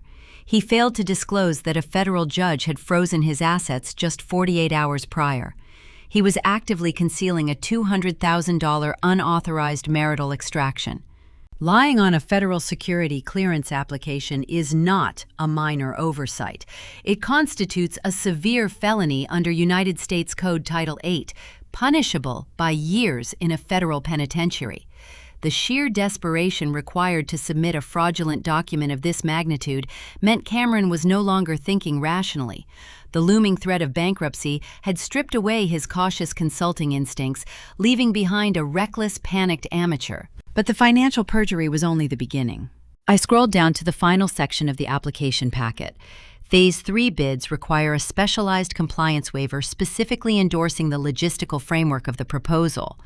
This document must be signed by a senior military official who has reviewed the initial blueprints. I zoomed in on the signature block at the bottom of the page. The name typed beneath the ink belonged to a highly respected Air Force general stationed at the Pentagon. The cursive signature looked authentic at a passing glance, smooth, looping, and perfectly centered on the dotted line. I leaned closer, narrowing my eyes. I extracted the single portable document format page and dropped it into a proprietary forensic imaging tool developed by my engineers. I applied a digital filter to separate the embedded layers of the document. The result loaded on my screen in stark, contrasting colors. The signature was not drawn onto the digital document using a stylus or a secure signature pad. The metadata revealed it was an isolated image file, clipped from a separate public government memo and pasted directly onto the compliance waiver. The pixels around the edges of the ink were jagged and misaligned, exposing the crude digital forgery. A sharp, cold thrill rushed through my veins. Cameron had not just hidden his debts, he had cloned the signature of a high-ranking military officer to artificially expedite his clearance process. He forged a government endorsement because he knew his legitimate compliance contacts had abandoned him the moment the country club rumors began to circulate. He assumed my subsidiary auditing firm would recognize his polished letterhead and rubber-stamp the paperwork out of respect for his past industry reputation. He relied entirely on the arrogant belief that the rules did not apply to him.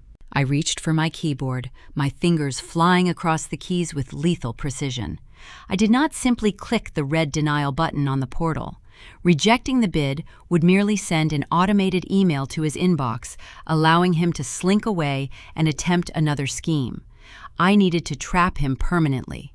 I initiated a secure download, saving every single page of his fraudulent application to an encrypted local drive. I pulled the true financial ledgers, the default notices, and the federal injunction documents from my secondary monitor and compiled them into the same file. I placed the pixelated forensic breakdown of the forged general signature right at the top of the stack. I commanded the laser printer in the corner of my office to produce physical copies. The machine whirred to life, spitting out crisp, warm pages of undeniable evidence.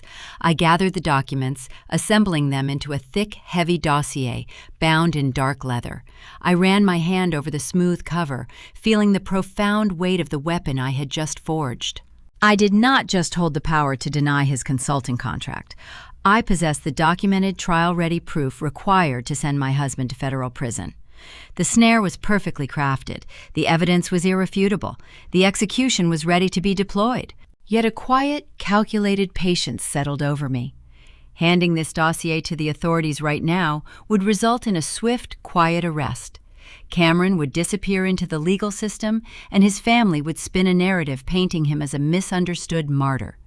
Catherine would continue to hold court at her exclusive luncheons, portraying herself as the tragic mother of a wrongfully accused businessman. Madeline would slink away to start another fraudulent venture, leaving a trail of ruined investors in her wake. A quiet arrest was insufficient. The Foster family had spent their entire lives performing for an audience, deriving their self-worth from the envy of their high society peers. They used their perceived elite status to bully, belittle, and destroy anyone they deemed inferior. To truly dismantle their toxic reality, the final blow needed to be delivered on their own stage. I checked my encrypted calendar. The upcoming weekend featured the highly anticipated Heritage Foundation Charity Gala in Richmond. It was the premier social event of the season, drawing state senators, corporate executives, and the most influential defense contractors in the Commonwealth. Catherine and Jonathan had secured a premium VIP table weeks ago. I knew they were planning to use the gala as their ultimate victory lap. Assuming Cameron Federal contract was a guaranteed success, they intended to celebrate their restored dominance and cement their elite standing.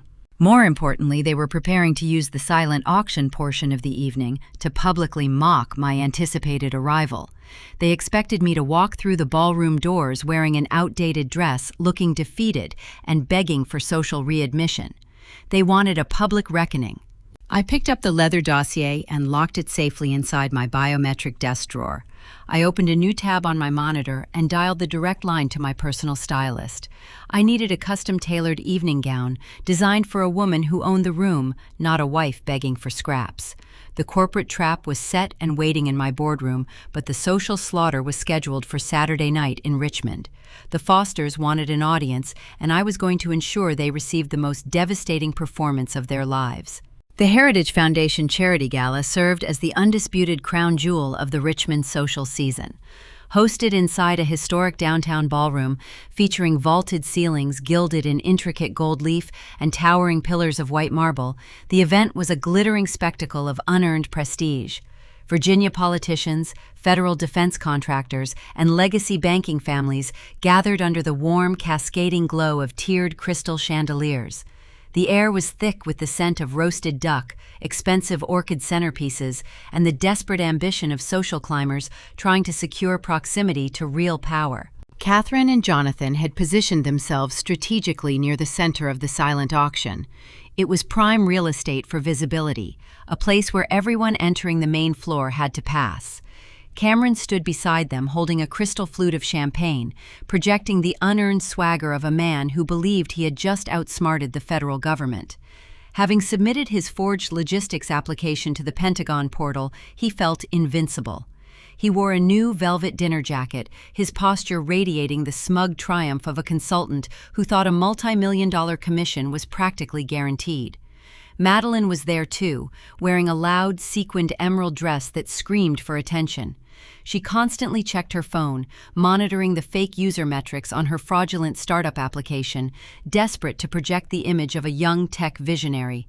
They were a family, intoxicated by their own fabricated success. Catherine had spent the last 2 weeks ensuring my name was dragged through the mud at every country club in the Blue Ridge corridor. She had planted vicious seeds detailing my supposed mental breakdown, claiming I was a destitute gold digger trying to steal her son's hard-earned assets. Tonight was meant to be her crowning achievement. She expected me to walk through those heavy oak doors looking entirely defeated. She anticipated a desperate woman wearing an off-the-rack dress from 3 seasons ago, keeping her head down and hoping for a scrap of social forgiveness. She wanted me to approach their display table, grovel for readmission into her elite circle, and submit to her authority. I did not grovel. I arrived in a chauffeured black town car, stepping onto the red carpet with the crisp, undeniable confidence of a chief executive. My personal stylist had flown in a custom-tailored midnight blue silk gown from a private atelier in Milan. The garment possessed zero visible branding, no ostentatious logos, and no flashy hardware. To the untrained eye of a desperate social climber, the dress was an unidentifiable mystery. To the seasoned billionaires and political heavyweights in the room, the flawless drape, the pristine hand-stitched seams, and the rich, heavy fabric whispered a level of wealth that could not be bought in a standard luxury boutique. It was the purest embodiment of stealth wealth, designed to command respect without begging for attention. I handed my invitation to the attendant. The heavy ballroom doors swung inward. I stepped over the threshold, and the atmospheric pressure in the room shifted. The soft murmur of high society networking faltered for a fraction of a second. Heads turned. The string quartet playing a classical arrangement in the corner seemed to fade into the background ambient noise. I walked with a measured, fluid grace, keeping my chin parallel to the floor. My eyes scanned the room, locking instantly onto the Foster family standing near the auction tables.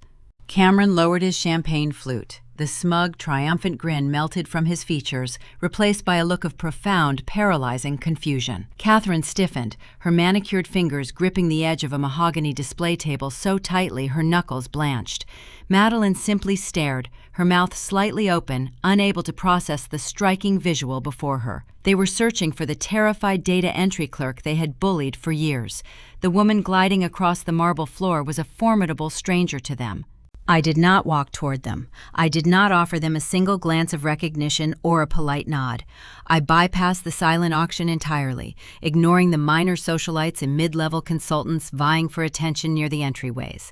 I charted a direct course for the velvet-roped VIP section, located near the main stage. This enclave was reserved strictly for the highest echelon of the Virginia power structure. The true decision-makers rarely mingled by the auction tables. They held court behind the ropes. As I approached the velvet barrier, the private security detail unclipped the rope without asking for my credentials. I stepped into the exclusive circle and was immediately greeted by Senator Bradley, a senior member of the Armed Services Committee. "Riley," the senator beamed, stepping forward to embrace me with genuine, familiar warmth. "We were worried you were going to skip the gala this year. The logistics framework your firm sent over last month was brilliant, by the way. I want to discuss implementing those cybersecurity protocols across the northern sector before the next legislative session." I smiled, offering a polite nod. "We can schedule a briefing for Tuesday, Senator. Tonight is about raising funds for the veterans." Before he could reply, General Kenrick, a 4-star logistics commander from the Pentagon, joined our small circle. He shook my hand with firm, unwavering respect. "Miss Long," the general greeted, his tone carrying the deference reserved for an equal. "Your subsidiary just processed the latest supply chain audit for the defense portal. Exceptional work as always. Your team caught a glaring vulnerability in the contractor vetting process. We rely heavily on your oversight to keep the unqualified bidders out of the federal network." From across the ballroom, Cameron watched this exchange unfold. I could feel his gaze burning into my back. His jaw hung slack. He was a mid-level defense consultant who had spent his entire career begging for a mere 30-second elevator pitch with men like General Kenrick and Senator Bradley. He spent thousands of dollars on tailored suits and golf club memberships just to secure a fleeting handshake. He had built his entire identity around the illusion of being a Beltway insider. Yet here I was, standing in the center of their inner circle, being treated not as an ambitious subordinate, but as a highly valued, indispensable peer. The cognitive dissonance fracturing Cameron's brain was almost palpable from 50 feet away. He was trying to reconcile the woman he had berated for buying a $20 bottle of wine with the woman currently advising federal lawmakers on cybersecurity protocols. His carefully constructed narrative was unraveling in real time.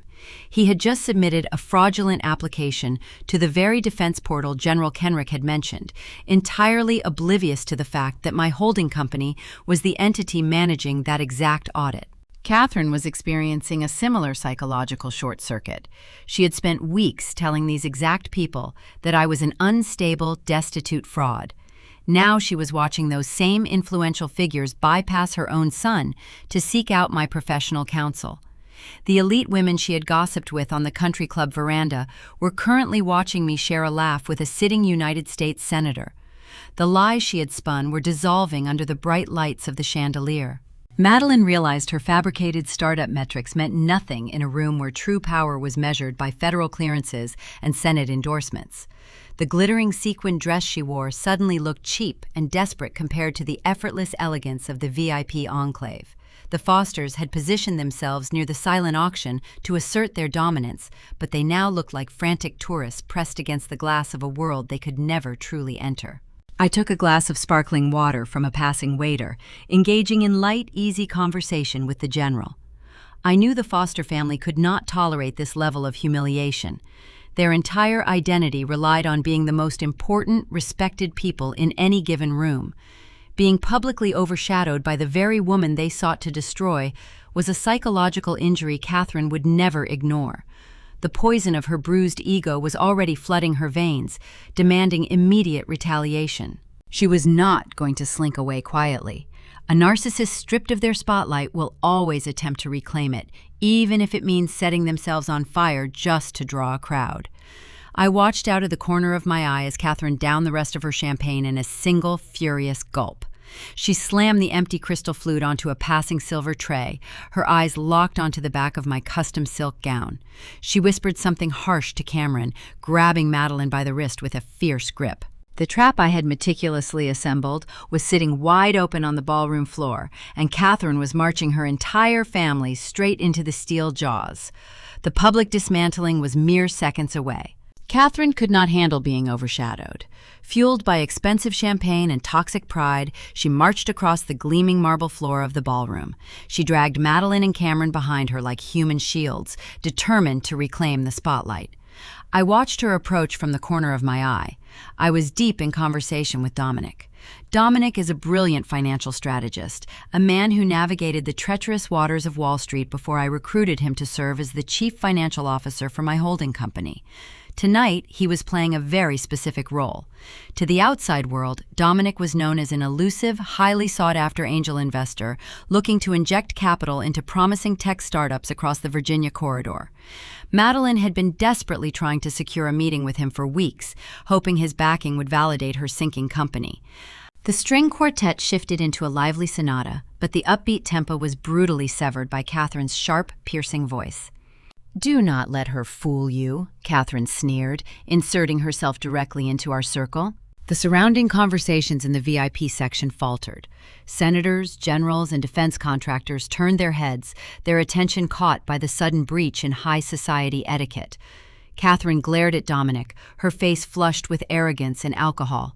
She wanted an audience, and she was thrilled to have captured the attention of the room.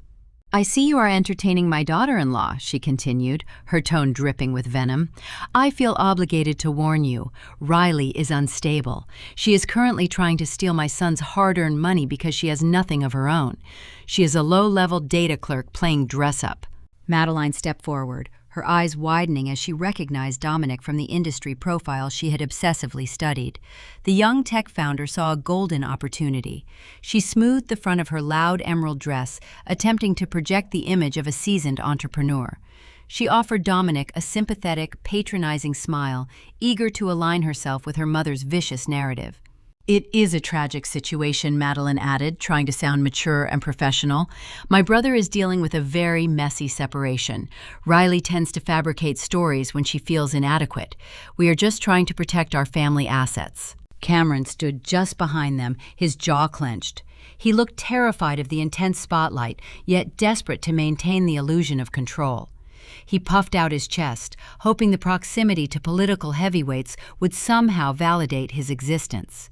He refused to intervene, letting his mother and sister execute the character assassination he so deeply craved. I did not raise my voice. I did not exhibit a single ounce of anger. I reached into my clutch with steady, deliberate grace.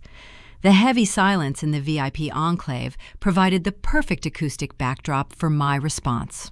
"Actually, Catherine," I said, my voice projecting crisp and clear, designed to carry across the hushed crowd, "I am protecting my assets from your family's ongoing embezzlement." Catherine let out a harsh scoff, ready to launch another volley of insults, but I cut her off by retrieving a sleek silver flash drive from my purse. I held the encrypted device up, letting the crystal chandelier light catch the metal casing, and handed it directly to Dominic. "Dominic," I instructed, maintaining unbreakable eye contact with my mother-in-law.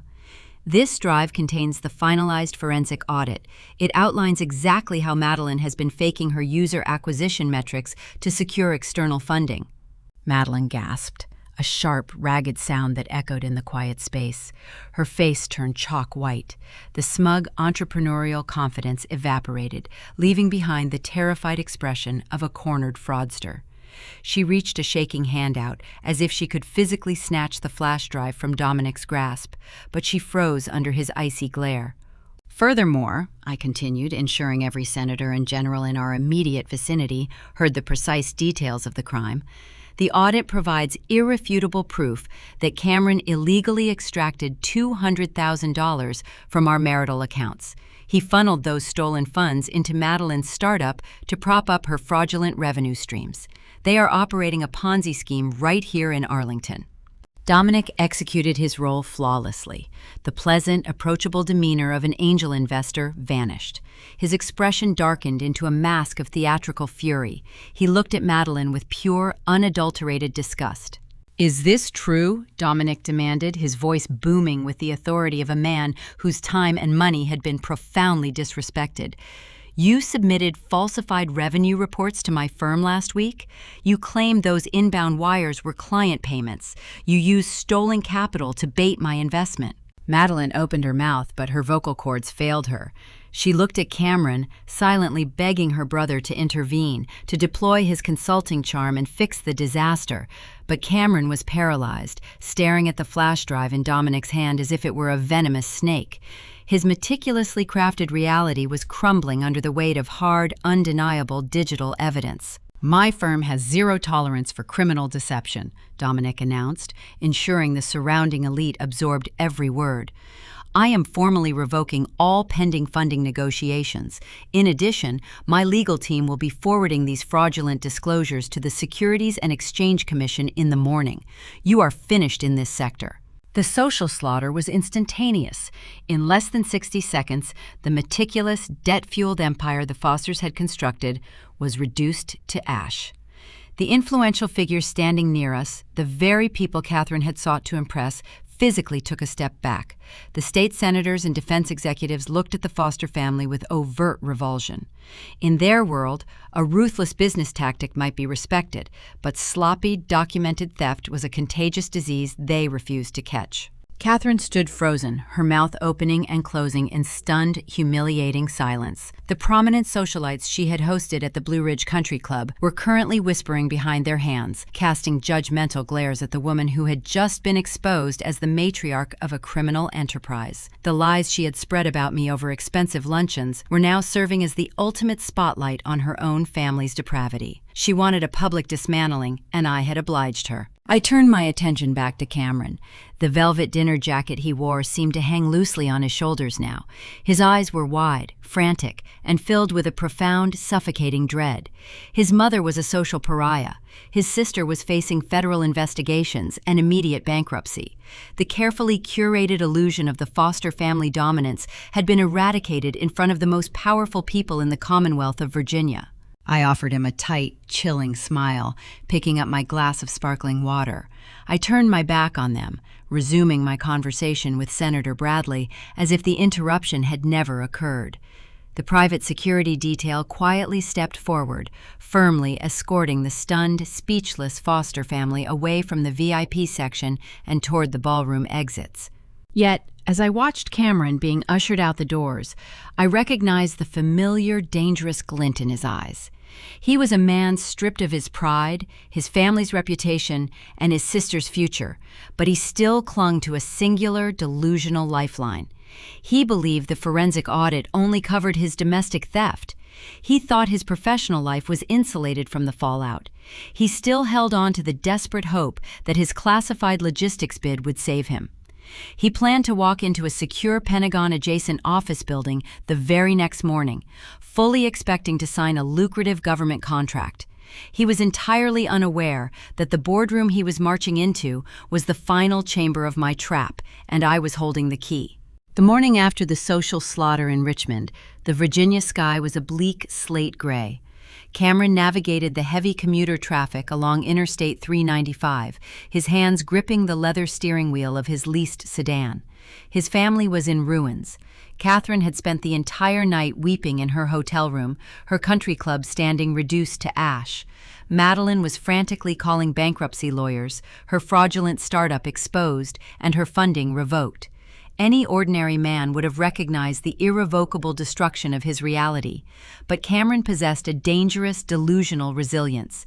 He compartmentalized the devastation, viewing the gala as a mere social setback. In his mind, true power did not reside in charity ballrooms. It lived inside the heavily fortified government buildings of Northern Virginia. He was driving toward a sleek, glass and steel structure located just minutes from the Pentagon. This building housed the elite prime contractors responsible for auditing federal supply chain bids. Cameron believed his Phase 3 defense contract was a guaranteed success. He told himself that the millions of dollars awaiting his signature would wash away the humiliation of the previous night. He would use the federal payout to hire a team of ruthless litigators, unfreeze his accounts, and force me into submission. He thought the government commission was his impenetrable shield. He pulled into the subterranean parking garage, smoothed the lapels of his charcoal suit, and gripped his leather briefcase. He walked through the main lobby, bypassing the early morning crowds, and approached the security desk. The guards inspected his identification, running his name through the Federal Visitor Registry. When the system flashed green, they handed him a temporary clearance badge. He clipped it to his lapel with practiced pride, projecting the unearned swagger of an insider. He felt invincible. He stepped into the elevator, watching the digital floor numbers climb toward the executive suites on the 12th level. The elevator doors chimed and parted, revealing a quiet, sterile corridor lined with frosted glass walls. A silent receptionist directed him toward the primary conference room at the end of the hall. Cameron marched down the carpeted walkway, his chin held high. He expected to walk in, shake hands with a faceless, underpaid federal auditor, deliver a polished 5-minute pitch, and sign the binding paperwork that would permanently save his firm. He pushed open the heavy double doors and stepped into the expansive boardroom. The space was a testament to cold, clinical corporate authority. A long mahogany table stretched across the center of the room, surrounded by ergonomic leather chairs. Floor-to-ceiling windows offered a sweeping panoramic view of the Arlington skyline and the distant, imposing geometric shape of the Pentagon. The room was empty, save for a single massive executive chair at the far end of the table, currently turned away from the door, facing the window. Cameron strutted to the head of the table. He set his leather briefcase down onto the polished wood, the brass hinges clicking sharply in the quiet room. He unbuttoned his suit jacket, checked the knot of his silk tie, and began arranging his presentation materials. He laid out his printed spreadsheets, his padded logistical timelines, and his forged compliance waivers, lining them up with meticulous precision. He cleared his throat, rehearsing his opening remarks, ready to deploy his signature consultant charm. He was a man standing at the very summit of his career, entirely oblivious to the trapdoor positioned directly beneath his expensive Italian shoes. A soft pneumatic hiss echoed through the boardroom. The heavy double doors behind him slowly swung shut, the internal mechanisms engaging with a definitive metallic click. The electronic lock had been activated from the outside. The room was now sealed. Cameron turned his head, his brow furrowing in mild confusion. He stared at the closed doors, perhaps assuming the auditor had locked them to ensure the classification of the meeting. He turned back toward the table, just as the large leather executive chair began to slowly swivel around. The faint squeak of the chair rotating on its axis was the only sound in the sterile room. Cameron pasted a confident, winning smile across his face, extending his right hand to greet the government official he believed held his golden ticket. The chair completed its rotation. His hand remained suspended in midair. I sat in the prime contractor seat, wearing a sharp-tailored slate gray blazer. My posture was relaxed, my hands resting calmly on the armrests, but my gaze was locked onto him with the lethal, unyielding intensity of a predator who had finally cornered its prey. I was not alone. Flanking me on either side were two men in dark conservative suits. They possessed the stoic, immovable presence of seasoned law enforcement. The silver badges clipped to their belts caught the morning light filtering through the windows, clearly identifying them as agents from the Defense Criminal Investigative Service. The confident, winning smile slid off Cameron's face, melting away like wax exposed to a blowtorch. The blood drained from his cheeks, leaving his skin a sickly, translucent white. His outstretched hand began to tremble, the tremors vibrating rapidly down his arm. He tried to pull his hand back, but his motor skills seemed to fail him. His brain was violently rejecting the visual information presented before him. The quiet, submissive wife he had mocked over a restaurant bill, the woman he had tried to evict and defame, was sitting at the head of a federal auditing board, flanked by armed government investigators. His fingers went numb. The leather briefcase which he had picked back up to retrieve another file slipped from his weakening grasp. It plummeted toward the floor, crashing onto the polished hardwood with a thunderous impact. The brass clasps burst open, scattering his meticulously arranged presentation papers across the room. The pages of his fraudulent application fluttered around his feet, a visual representation of his disintegrating reality. "What is this?" he stammered. His voice was a thin, ragged whisper, stripped of all its former booming arrogance. He stumbled a half-step backward, his panicked eyes darting frantically between my unreadable expression and the stone-faced federal agents. "Riley? What are you doing here? Where is the auditor?" He was still clinging to the desperate hope that this was a mistake, a bizarre coincidence, or perhaps a cruel prank. He could not fathom the scale of the trap he had walked into. He needed someone to explain the unexplainable. I leaned forward, resting my forearms on the cool, polished mahogany surface of the conference table, ready to deliver the final, crushing truth. "I am the chief executive officer of the subsidiary firm assigned to audit your bid, Cameron," I stated, my voice echoing with a cold, lethal authority that left no room for misinterpretation. "My company manages the compliance vetting for this specific logistics sector. You did not submit your application to a faceless government clerk. You submitted it directly to me." Cameron swayed on his feet. The air in the boardroom seemed to thin out, suffocating him. He looked down at the scattered papers near his shoes, the reality of his fatal miscalculation finally piercing through his impenetrable ego. He had spent years bragging about his defense sector acumen, only to blindly hand his most critical, desperate pitch to a holding company I owned. "And we are not here to discuss your logistical timelines or your padded revenue projections," I continued, ensuring every syllable carved its way into his fractured psyche. I gestured toward the two agents standing stoically at my side, their presence a silent, undeniable confirmation of his doom. "We are here to discuss the federal felonies hidden inside your application." The silence that followed was heavy and absolute. The illusion of Cameron Foster, the elite, untouchable defense consultant, was dead, and the man left standing in its ashes was about to learn the true cost of his arrogance. He had stepped willingly into the execution chamber, and the final penalty was ready to be exacted. The word felonies hung in the sterile, climate-controlled air of the boardroom. Cameron stared at me, his chest rising and falling in rapid, shallow jerks. He looked like a man drowning on dry land. The artificial confidence he wore like a shield had evaporated, leaving behind a terrified, hollow shell. I reached out, my manicured fingers resting lightly on the thick, leather-bound dossier sitting in the center of the mahogany table. I pushed it forward. It glided across the polished wood, stopping mere inches from where he stood paralyzed. "You forged financial stability records," I declared, my voice a calm, even rhythm that offered zero warmth or hesitation. "You lied on sworn federal affidavits, concealing hundreds of thousands of dollars in hidden debt and illicit transfers. But that was just the appetizer, Cameron.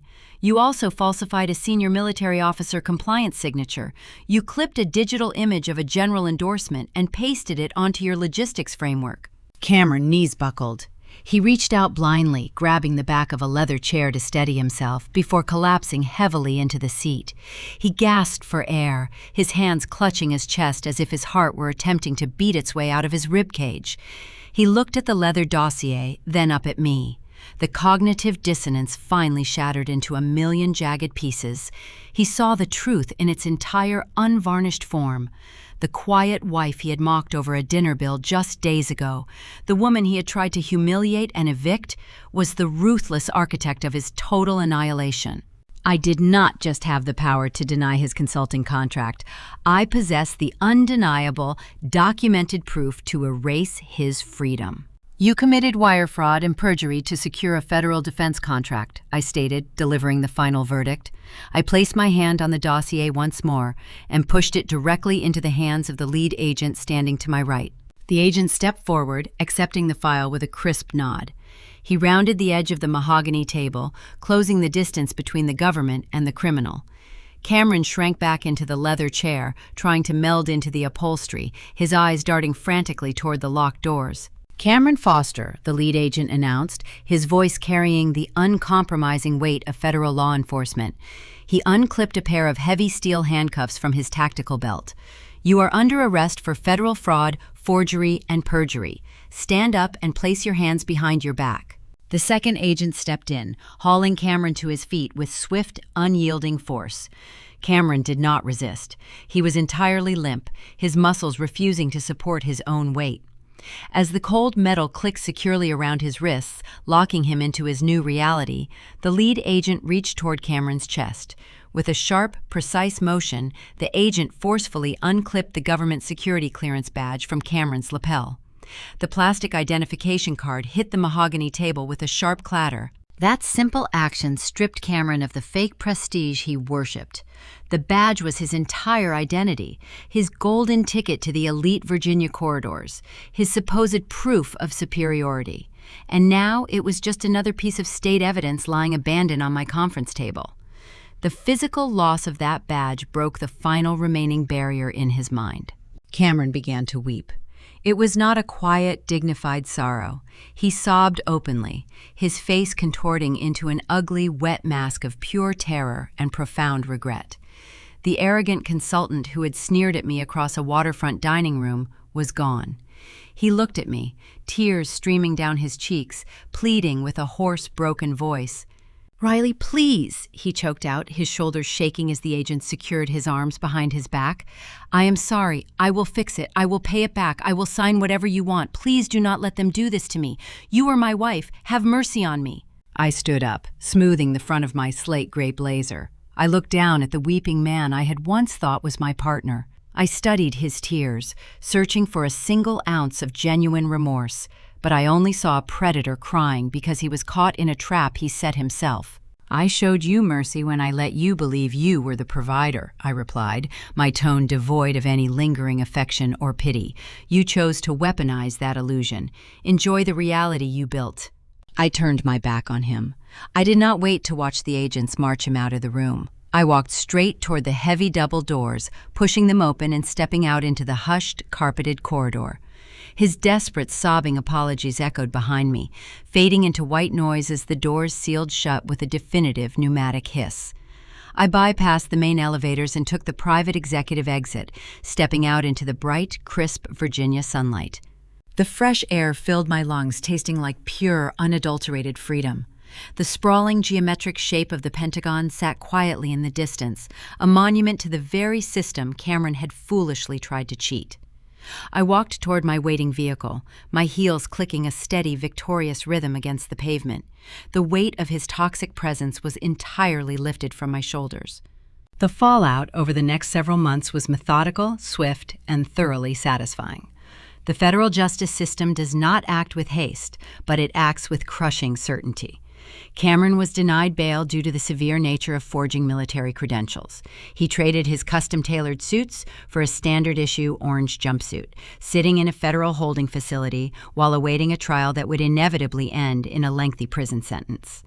His consulting firm was immediately shuttered, his assets seized, and his name permanently blacklisted from every government registry in the nation. Madeline fared no better. With her primary funding publicly revoked and the venture capital debt firmly in my possession, her startup faced immediate liquidation. The forensic audit exposed her padded user metrics to the broader tech community, effectively excommunicating her from the Arlington startup scene. Her leased luxury vehicles were repossessed, her sleek office space was cleared out, and she was left drowning in personal liability lawsuits from furious angel investors. The young, visionary entrepreneur was reduced to answering legal summons in a cheap apartment, her fabricated empire reduced to digital dust. Catherine experienced a different kind of imprisonment. The Richmond Gala served as the ultimate catalyst for her social demise. The influential defense contractors and state politicians she had spent decades cultivating cut all ties with her family. The Blue Ridge Country Club elite, terrified of being associated with federal fraud and a Ponzi scheme, quietly revoked her membership. The women she had gossiped with refused to answer her calls. Catherine was forced to sell her sprawling estate to cover her son's initial legal retainers, relocating to a modest, unassuming townhouse far away from the high society circles she worshipped. She became a ghost in her own hometown, entirely stripped of the prestige she valued above human decency. As for me, my stealth empire remained entirely secure. The decoy joint accounts were closed, the McLean property was renovated to erase any trace of his presence, and my holding company continued to secure monumental, legitimate defense contracts. I returned to my windowless office in Arlington, sipping dark roast coffee and writing the code that keeps the nation secure. I built my life on a foundation of hard work, quiet intellect, and undeniable resilience. They thought they could cancel my worth, but they learned the hard way. You never hand the bill to the woman who owns the bank. When the dust settles on a ruined dynasty, the most profound tragedy is rarely the sudden loss of wealth. It is the chilling, quiet realization that the foundation was hollow from the very beginning. Looking at the catastrophic collapse of the Foster family, a swift, surgical dismantling of careers, social standing, and freedom, it is easy to focus solely on the immediate deception. We observe a husband who committed federal fraud, a sister who orchestrated a desperate Ponzi scheme, and a mother who spun vicious, calculated lies over expensive country club luncheons. Yet, beneath the dramatic federal indictments and the revoked VIP memberships lies a much deeper, more insidious narrative. It is a cautionary tale about the devastating failure of parental guidance and the toxic legacy of prioritizing public optics over private character. The wreckage left behind is not just financial, it is a stark testament to the perils of raising children without a moral anchor. In modern American culture, the traditional family structure is frequently held up as a paragon of virtue and stability. We are culturally conditioned to believe that providing for our children means securing the best zip codes in the state, funding elite university educations, and ensuring they have unfettered access to the right social circles. Catherine and Jonathan Foster likely believed they were exemplary parents, fulfilling every requirement of the American dream. They raised children who looked the part, wore impeccable tailored suits, and commanded attention in waterfront restaurants with practiced ease. But in their relentless pursuit of upward mobility and societal dominance, they neglected the very soul of family responsibility.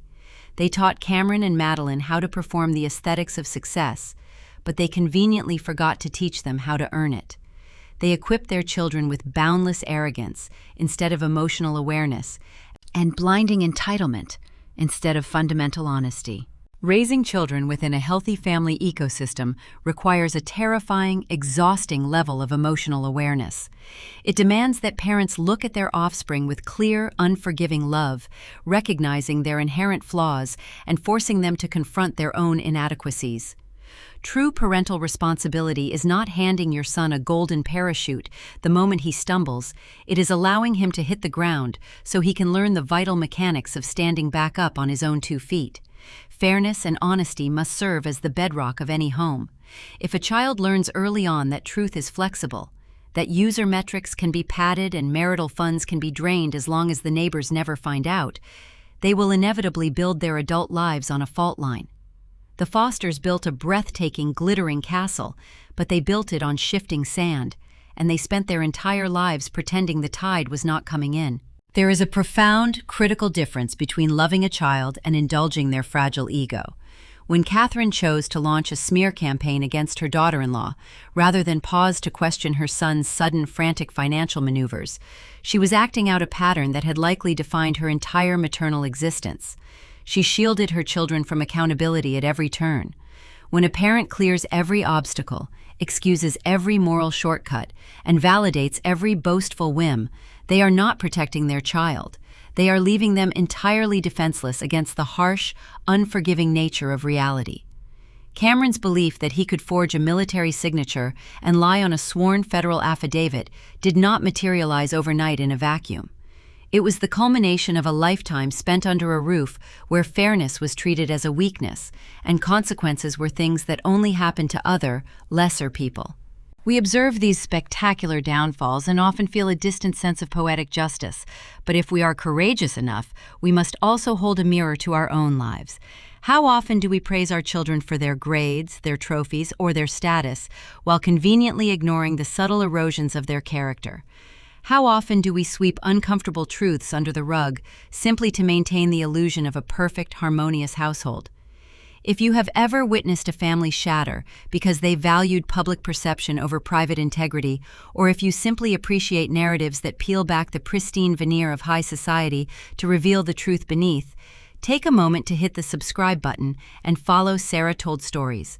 We explore the profound, often hidden dynamics of human relationships, unearthing the raw truths that connect us all in our pursuit of meaning.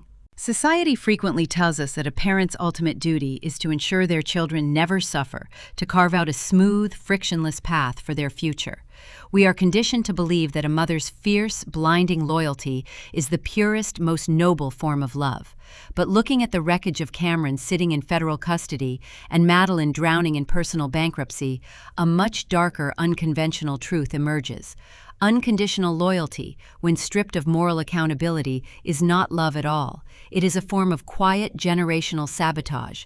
By ensuring her children never faced small, manageable consequences during their formative years, Catherine guaranteed they would eventually face ruinous ones as adults.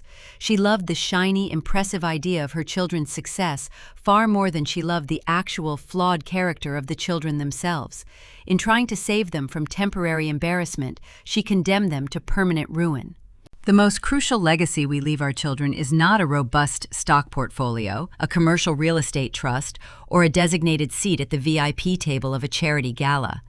It is the quiet, internal compass that guides them when the applause stops, the superficial friends depart, and the room goes dark. The true measure of a family is not how brightly they shine in the center of a ballroom, but how they behave when the bill arrives and the funds are gone. We spend our entire lives terrified of failing our children by giving them too little, yet the far greater tragedy is destroying them by offering them a world where they are never required to be good. In the end, shielding a child from the truth does not rewrite reality. It merely delays the inevitable reckoning, ensuring that when the floorboards finally collapse, they fall into an abyss from which they can never return. We must ask ourselves, as we curate our own pristine lives, are we raising human beings strong enough to survive the truth, or are we just funding the illusion of their survival?